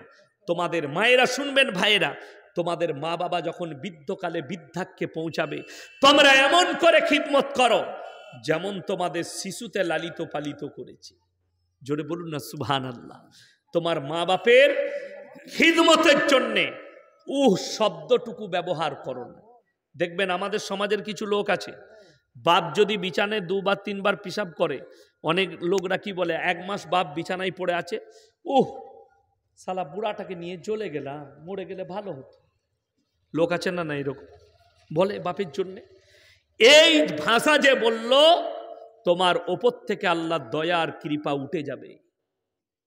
তুমি নাফরমান বান্দা আল্লাহর, তুমি ভুলে গেলে তোমার মা বিছানায় একবার পিশাব করেছে, বিবির কথা শুনে বিবি বললে বাড়িটা নোংরা হচ্ছে, মাকে তোমার ছাগলের কাছে দাও, বাড়ির বাইরে উঠোনে দাও, হাই রে যুবক, তুমি নিজেকে মুমিন বলে পরিচয় দাও। হাই রে যুবক, তুমি নিজেকে নামাজি বলে মৌলবীর কাছে পরিচয় দাও। আর মাকে বার করে কামরা থেকে বার করে দিলে বিবির কথা শুনে, যে মায়ের কোলে তুমি 5 বার পেশাব করেছ, মা 5টা শাড়ি পাল্টিয়েছে, একবারও বলেনি ঘরটা নোংরা হচ্ছে, বাচ্চাটাকে আজকে শীতকালে বাইরে শুইয়ে দিই। রমজানুল মুবারকের মাসে রোজা রেখেছেন, বিবিকে নিয়ে ছেলেকে নিয়ে ভোরের বেলায় সাহারি খাচ্ছেন গরম ভাত রান্না করে। আর বুড়ো বুড়ি মা বাপ 4টা বেটাকে পেটে ধরেছে, এক কোণে পড়ে আছে, ঠান্ডা ভাত দিয়ে সাহারি খাচ্ছে আর চোখ দিয়ে টপ টপ করে পানি পড়ছে। আমি 4টা বেটা পেলেছি, কেউ আমাকে এক মুঠো গরম ভাত দেয় না। সেই মা বাপের যারা দুয়ার আশা করেন, যারা জান্নাতের আশা করেন, কাগজ থাকে তা লিখে নেন, জান্নাতের খুশবু পর্যন্ত পাবেন না। লিখে নোট করে নিয়ে যান। কিয়ামতের দিনে আমার আল্লাহ তোমাদের দিকে রহমের চোখে তাকাবে না। তাহাজ্জুদ গুজার হবে, তোমার তাহাজ্জুদ ফেল মেরে যাবে, আল্লাহর কাছে মকবুল হবে না। যে মা বাপ, তোমার বাপ হরিশ্চন্দ্র বাজারে সবজি বিক্রি করতে গেছে ভোর 3টেই উঠে, সকালে 8টায় বাড়ি ফিরবে, 2টো জিলাপি কিনেছে, 2টো রসগোল্লা কিনেছে, খাবে। মনে পড়েছে প্লেটে নিয়ে আমার বাড়িতে আমার আব্দুল জব্বার আছে, আব্দুল সাত্তার আছে, নিজের জানে দেয়নি, দোকানিকে বলেছে ভাই এটা একটা প্যাকেটে ভরে দে। সেই বাপ যে নিয়ে এসে তোমার মুখে তুলে দিল, সেই বাপের জন্য 5 টাকার ট্যাবলেটের প্রয়োজন পড়েছে। বড় বেটা বলছে মেজোকে জিজ্ঞেস কর, মেজো বলছে বড়কে জিজ্ঞেস কর, বড়কে বলো। কেউ টাকা দেয় না 5 টাকা, সেই বাপের মহব্বত। আপনি বাপের জন্য কষ্ট প্রকাশ করেন যে আমার বাপ মরে গেলে ভালো হয়, ভেবে দেখো বড় কষ্টের বিষয়। আপনি জান্নাতের আশা করেন, নিজেকে মুমিন বলেন, কেমন করে বলেন? বাবারা শুনে যান, আল্লাহ কিয়ামতের দিনে সবথেকে কঠিন হিসেব যেটা নিবেন, সেটা বান্দার হকের নিবেন। আল্লাহর হক নামাজ, নামাজের মধ্যে যদি আপনার কমি থাকে, আল্লাহ ইচ্ছা করলে জান্নাত দিবেন। জোরে বলুন সুবহানাল্লাহ। বুখারী শরীফের একটা হাদিস, হাদিসটা শুনেলেন, নবীজি সাল্লাল্লাহু আলাইহি সাল্লাম বলেছেন, একটা নোংরা জঘন্য মেয়ে, মানে পতিতালয়ের মেয়ে, পতিতালয়ের মেয়ে নোংরা না নোংরালয়? আমরা সকলে জানি পতিতালয় বৃদ্ধি যারা দেহ ব্যবসা করে, ওই মেয়েরা জাহান্নামে যাবে, ঠিক কি না? কথা বলেন, ইস্তেগফার না করলে। এই মেয়েটা হাদিস শরীফের মধ্যে আছে, এই মেয়েটা নিজের রাস্তা দিয়ে পেরিয়ে যাচ্ছিলেন, একটা ইঁদারা ছিল, ইঁদারা মানে কুয়া। তো কুয়ার পাশে একটা কুকুর পিপাসার্ত হয়ে জিভটা বার করে, কুকুরে হাঁপায় না? কথা বলে, হাদিসে এই শব্দই ব্যবহার করা হয়েছে। সেই কুকুরটা হাঁপাচ্ছে, মানে পানি না পেলে মারা যাবে। সেই মেয়েটা নিজের চামড়ার পায়ের মোজাটা খুলে নিজের ওড়নার সঙ্গে বেঁধে ওই ইঁদারার মধ্যে, কুয়োর মধ্যে ডুবিয়ে সেই পানি তুলে কুকুরকে পান করিয়েছে। কুকুরের প্রাণ বেঁচে গেল। এই মেয়েটা জান্নাতি। চলে বলুন সুবহানাল্লাহ। নবীজি বললেন, আর একটা মেয়ে নামাজি মুসল্লি দিনদার মেয়ে, সেই মেয়েটা অন্যায়ভাবে একটা বিড়ালকে হত্যা করেছে, যার কারণে আল্লাহ তাকে জাহান্নামে দেবে। আমাদের সমাজের লোক বুঝে না, মনে করে আমি নামাজ পড়ছি, ভালো লোক। আমার ভাই শুনেলেন, কিয়ামতের দিনে আল্লাহ বান্দার হকটা আগে দিবেন। আল্লাহর হক মেরেছেন, আল্লাহ ইচ্ছা করলে ক্ষমা করবে, কিন্তু ভাইয়ের হক মেরেছো, কিয়ামতের দিনে পাকড়াও হয়ে যাবে। বোনের হক মেরেছো, পাকড়াও হয়ে যাবে। প্রতিবেশীর হক মেরেছেন, পাকড়াও হয়ে যাবে। আপনার সন্তানের হক মেরেছেন, পাকড়াও হয়ে। অনেক বাপ আছে, আমার ছেলে আমাকে ভাত দেয়নি, অর্থাৎ আমার ছেলে যখন আমাকে ভাত দেয়নি, তখন আমার ছেলেকে, আমি বড় ছেলেকে কিছুই দেবো না, সব ছোট ছেলেকে লিখে দেবো। তুমিও তো সেই একই ক্যাটাগরির মা, তুমিও তো অন্যায় করলে। তুমি তোমার কাছ থেকে ফারেক থাকো, আমি আমার সমান হক সন্তানকে বুঝিয়ে দেবো। যদি কোনো বাপ মা সন্তানকে দুই দুই করে, সেই মা বাপও কিয়ামতের দিনে রেহাই পাবেন, আল্লাহর কাছে হিসেব লাগবে। কোনো একটা ভাই চাকরি করে, তো সেই চাকরিজীবী ভাই বললে, আব্বা আমাকে জমি জায়গা লাগবে না, আল্লাহ আমাকে অনেক দিয়েছে, অনেক বেতন, তুমি বড় ভাইকে সব দিয়ে দাও। ছোট ভাই বলল জায়েজ আছে, কোনো অসুবিধা নাই, কেন ভাই অনুমতি দিয়েছে। কিন্তু ভাই জানে না আমাদের দেশের কিছু লোক আছে তাহাজ্জুদের নামাজ পড়ে প্রত্যেক দিন, মাকে ডাক্তার দেখানোর নাম করে হরিশ্চন্দ্রপুরে গিয়ে নিয়ে মায়ের জমিটা নিজের নামে লিখে চলে এসছে, কেউ জানে না। মা যখন মারা গেছে, ভাই বলছে বড় ভাই এসে, ভাই চল জমিটা ভাগ করব। এরপর ভাগ বাটোরা করলে মা তো মরেই গেল, মা নেই। সে তখন বলছে ভাগ বাটোরা কি? বলে কেন? বলে মা তো আমার নামে লিখে দিচ্ছে। কখন লিখলো? লিখে দিয়েছে আমাকে। ও জানেই না তুমি ফাঁস কাতারের নামাজি, লুকিয়ে মায়ের কাছ থেকে জমি লিখে নিয়েছো ঠকিয়ে ভাইকে, কিয়ামতের দিনে পাকড়াও হবে। কোরআন শুনে যান, সূরা নিসা 2 নম্বর আয়াত, ওয়াতুল ইয়াতামা আমওয়ালাহুম ওয়ালা তাতাবাদদালুল খাবিসা বিত-তাইয়িব ওয়ালা তাকুলু আমওয়ালাহুম ইলা আমওয়ালিকুম ইন্নাহু কানা হুবান কাবীরা। হে নবী বলো, তোমরা এতিমের মালকে ভক্ষণ করো না, এতিমের মালের সঙ্গে তোমার মালকে ওদল বদল করো না। ভাই মারা গেছে, ভাইয়ের সন্তান আছে, ভাইয়ের সন্তান ছোট, তার মালগুলোকে আগলিয়ে ধরে চাষবাস করে ভাইপো যখন প্রাপ্তবয়স্ক আসবে, বালিগ হয়ে যাবে, তার মাল তাকে বুঝিয়ে দাও। ভাইপো তোমার 5 বিঘে জমি ছিল, আমি চাষ করেছি, এই 15 বছর চাষ করছি, এই খরচা খাতায় লেখা আছে, এই খরচা লিখেছি, এটা খরচা হয়েছে, এই টাকাটা তোমার জমা আছে আমার কাছে 7 লক্ষ টাকা, তুমি যেদিনে নিবে সেদিনে আমার কাছে নিয়ে নেবে, আমার কাছে রাখা আছে, তোমাকে তোমার অ্যাকাউন্টে ট্রান্সফার করে দিচ্ছি, তুমি তোমার সম্পত্তি বুঝে নাও। কিংবা তোমার টাকা থেকে 2 কাঠা জায়গা তোমার নামে কিনে দিয়েছি, এই দেখো দলিল, এটা তোমার নামে। আমি বলে যাচ্ছি, নামাজ যদি একটু কমি হয়, আপনি এতিমের মাথায় হাত রাখার কারণে পেরিয়ে যাবেন। জোরে বলুন সুবহানাল্লাহ। কোরআনে আছে, ফি জান্নাতি ইয়াতাসাআলুনা আনিল মুজরিমিনা মা সালাকাকুম ফি সাকার। যারা নামাজ পড়েন না হাত তুলে বলুন 5 ওয়াক্তের নামাজ আজ থেকে পড়বো। জোরে বলুন ইনশাআল্লাহ। আমাদের নামাজ যেন জীবনে কাজা না হয়।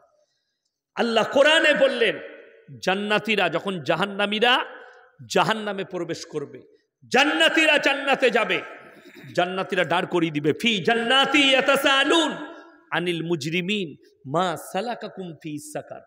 তোমরা কেন জাহান্নামে যাচ্ছ? তোমরা তো বলতে আমরা ভদ্রলোক, আমরা ভালো লোক, তোমরা জাহান্নামে যাচ্ছ। তাদের 1 নম্বর উত্তর হয়ে দাঁড়াবে, ক্বালু লাম নাকু মিনাল মুসাল্লিন, আমরা মুসল্লিদের মধ্যে, নামাজীদের মধ্যে ছিলাম না। ওয়ালাম নাকু নুতিমুল মিসকিন, এবং আমরা মিসকিনকে খানা খাওয়াইতাম না, তাই আল্লাহ আমাদিকে জাহান্নামে পাঠিয়েছে। ওয়া কুন্না নাকউদু মাআল খাইদিন, এটা মারাত্মক আয়াত, মারাত্মক চ্যাপ্টার। এটা কি? দাড়ি টুপি নামাজি মুসল্লিদিকে দেখে হাসি ঠাট্টা বিদ্রুপ করত, তাদের সায়ে সাই দিতাম, তাই আল্লাহ আমাদিকে জাহান্নামে পাঠিয়েছে। দেখবেন আমাদের বাপের বয়সী লোক, অনেক লোক আমাদিকে চাচা বলে, বলে না? বলে না কেন? মৌলবি বলে ইনসেলেক্ট করে। আমাদের দেশের কিছু হিন্দু ভাই আছে, অমুসলিম ভাই আছে, তারা আমাদিকে কি বলে? এরা হচ্ছে ও চাচা, চাচা বলে। তখন টোলগুলোতে হাতে হাতে পয়সা দেওয়া হতো। তো আমাদের বর্ধমানে আছে পালসির টোল, মেমারির কাছে, হাই রোডের ওপরে, দিল্লি রোডে। তো আমি জলসাই যাচ্ছি, 500 টাকার নোট দিলাম, তখন সে বড় নোটগুলো ছিল। তো আমার বাপের বয়সী লোক আমাকে বলছে, চাচা খুচরো দাও। তাকে আমি উত্তর দিলাম, তোর মা ভালো আছে? বলবি বাপের সাথে দেখা হলো। সে তখন আঁচ করেছে। তো তাদের একজন অফিসার এসে বললে, ভাই क्या हुआ? আমি বলে, ये हमको चाचा कह रहा है, इनके बेटे की उम्र का हूं मैं। तो बोले क्षमा कर दीजिए। আমি বললাম, तुम्हारे साधु बाबा को क्या कहते हो? बोले साधु बाबा। हम क्यों कहते हो? चाचा कह दो। तुम्हारा पंडित को चाचा कहो, बड़े बड़े दाढ़ी रखते हैं, मूछे रखते हैं, उसको चाचा क्यों नहीं कहते? इनसेलेट। এটা রবীন্দ্রনাথ ঠাকুর, কবিগুরু রবীন্দ্রনাথ ঠাকুর, বিশ্বকবি, তিনিও আপনার বিরুদ্ধে একটা ইঞ্জেকশন দিয়ে গেছে। ইঞ্জেকশনটা শুনবেন, আপনি অবাক হয়ে যাবেন। এতদিন তো শুনিনি, পড়েছেন, বেরেনে ধরেনি। আমরা মৌলবীরা গবেষণা করে পেয়েছি। আব্দুল মাজির গল্প কে কে পড়েছেন? কাল্লাকা কথা বলে না? আব্দুল মাজির গল্প পড়েন নাই বইয়ে? হ্যাঁ হ্যাঁ করছেন, আমি কবে পড়েছি এখনো ভুলিনি। কেন ভুলিনি? ব্রেনে আঘাত লাগার কারণে ভুলিনি। আঘাতটা কি? আব্দুল মাজি, আব্দুল মানে হচ্ছে আল্লাহর বান্দা, মুসলমান, ছুঁচলো তার দাড়ি, গোঁত্তার কামানো। একমাত্র নবীজি পৃথিবীর বুকে এমন একজন স্কলার, এমন একজন ব্যক্তি যিনি বলেছেন ইসলামের জন্য মোষ ছোট দাড়ি বড়। জোরে বলুন সুবহানাল্লাহ। কেন? কেউ যদি মোচ বড় বড় রাখে আর পানিতে ডুবে, সেই পানি পান করাটা হারাম ইসলামী শরীয়তে। মোষটা যদি ডুবে, বিজ্ঞান বলছে সেখান থেকে পয়জন গিয়ে পেটে গেলে আপনার পেটের ক্ষতি হতে পারে। ইসলাম এত সুন্দর, খুঁচা মেরেছেন। আব্দুল মাজি, ছুঁচলো তার দাড়ি, গোপ্তার কামানো, মাথা তার নাড়া।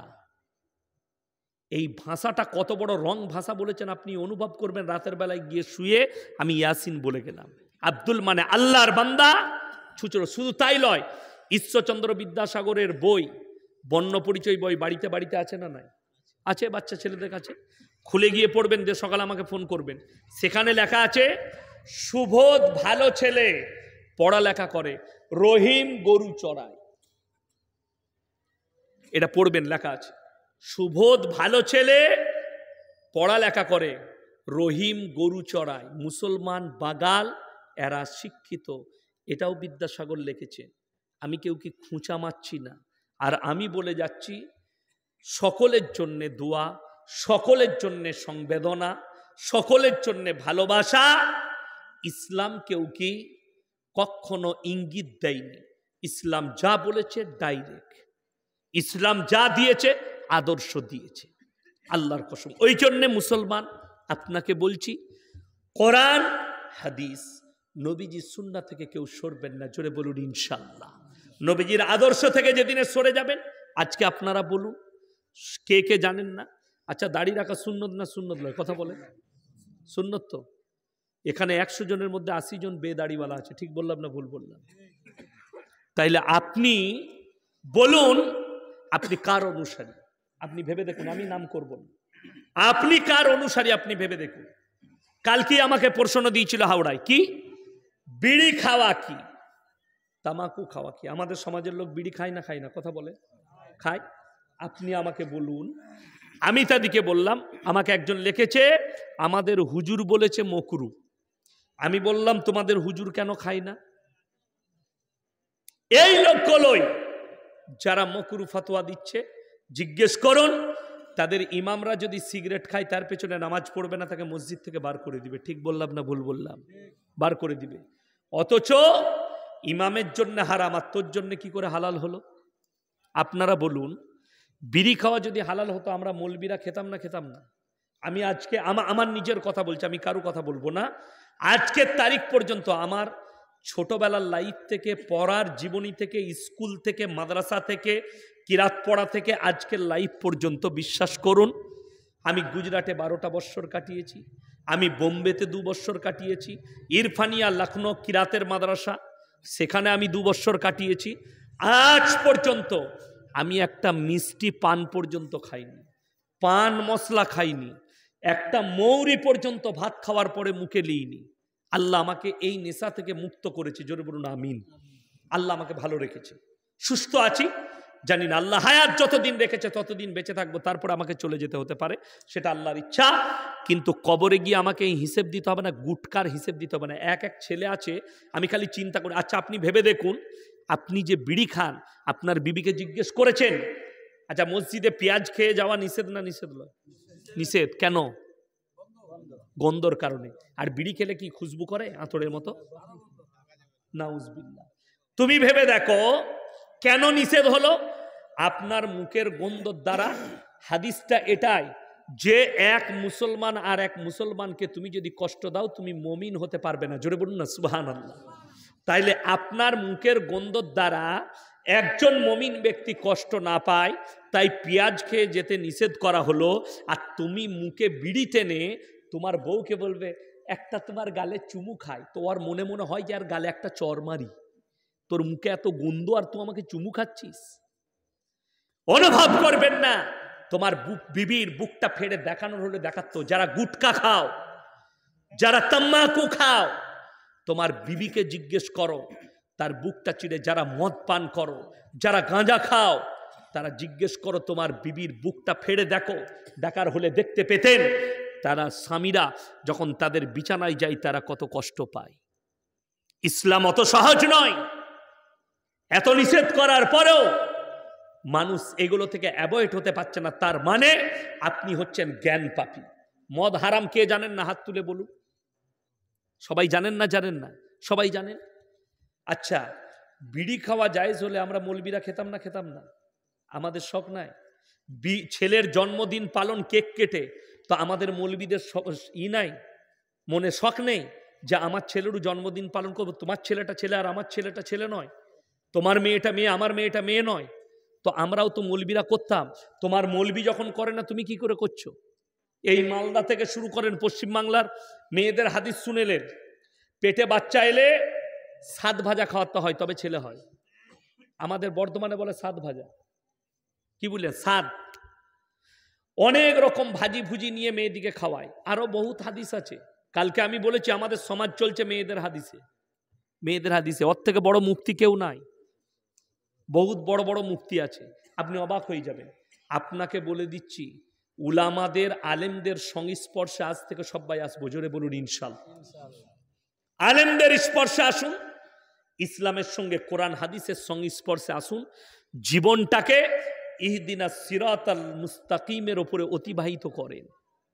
যদি এই রাস্তায় আসতে চান, আপনি বিড়ি পাবেন না, সিগারেট পাবেন না, গাঁজা পাবেন না, মদ পাবেন না, গুটকা পাবেন না।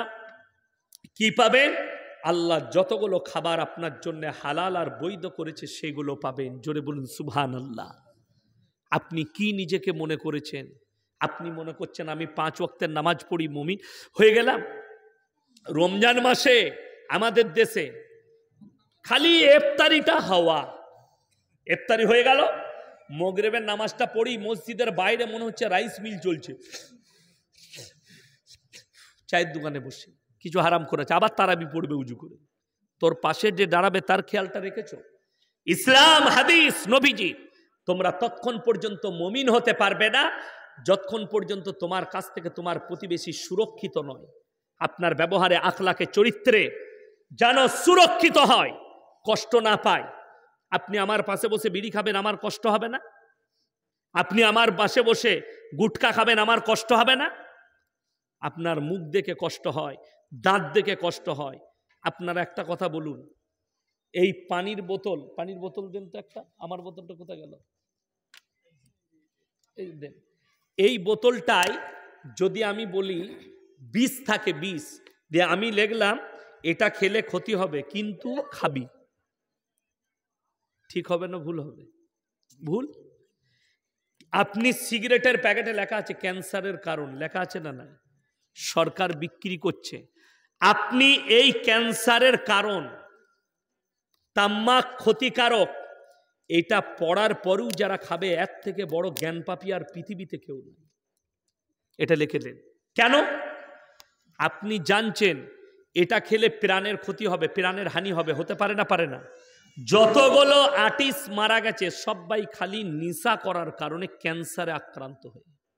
ক্যান্সার যদি বলেন অনেক লোক আছে ক্যান্সার হয়নি, ক্যান্সার হয়েছে, সেই লোকটা কিছুই করতো না। একটা মৌলবি আছে আমাদের দেশে, কোনো নেশা নাই, ক্যান্সার হয়েছে, তার ক্যান্সারটা জান্নাতে যাওয়ার ক্যান্সার, আর তোমার ক্যান্সার আল্লাহ দিয়া আজাবের ক্যান্সার।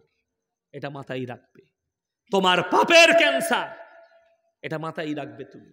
হে মুসলমান, তুমি এই জায়গা যদি অ্যাভয়েড করতে না পারো, মদের বোতল হারাম, সুদ কে জানেন না হারাম লয়? সবাই জানে। মুসলমান সুদ খায় না? খায় না? এই হরিশ্চন্দ্রপুরে দেখিয়ে দেবো আপনার বেল্টে কত লোক সুদখোর আছে মুসলমান। চুরি করা হারাম, মুসলমান চুরি করে। মিথ্যা কথা বলা হারাম, মুসলমান মিথ্যা কথা বলে। বলে না? বলে না? আল্লাহ তাআলা আমাদের সকলকে হিফাজত করুক। জোরে আল্লাহুম্মা আমিন। ওই জন্যে আমার মুসলমান ভাই, আপনাদিকে অন্তর থেকে দোয়া দিয়ে যাচ্ছি, কেউ হারাম কাজে লিপ্ত হবেন না।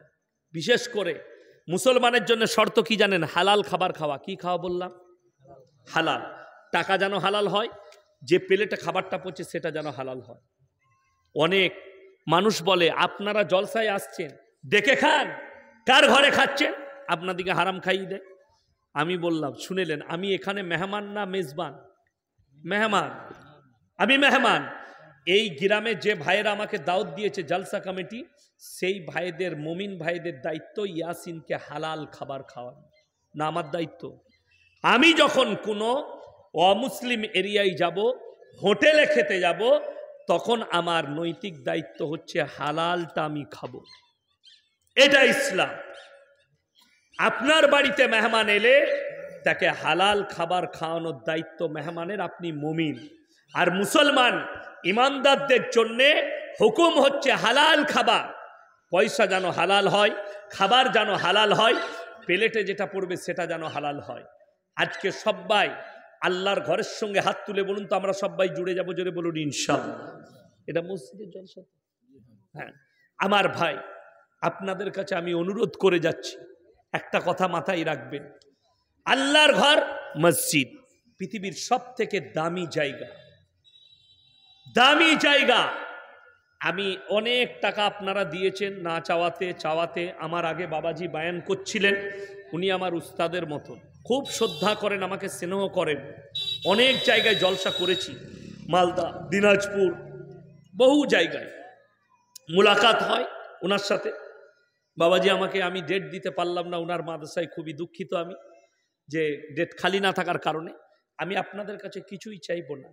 লাস্টে দেখুন, আমি বর্ধমান থেকে এসছি।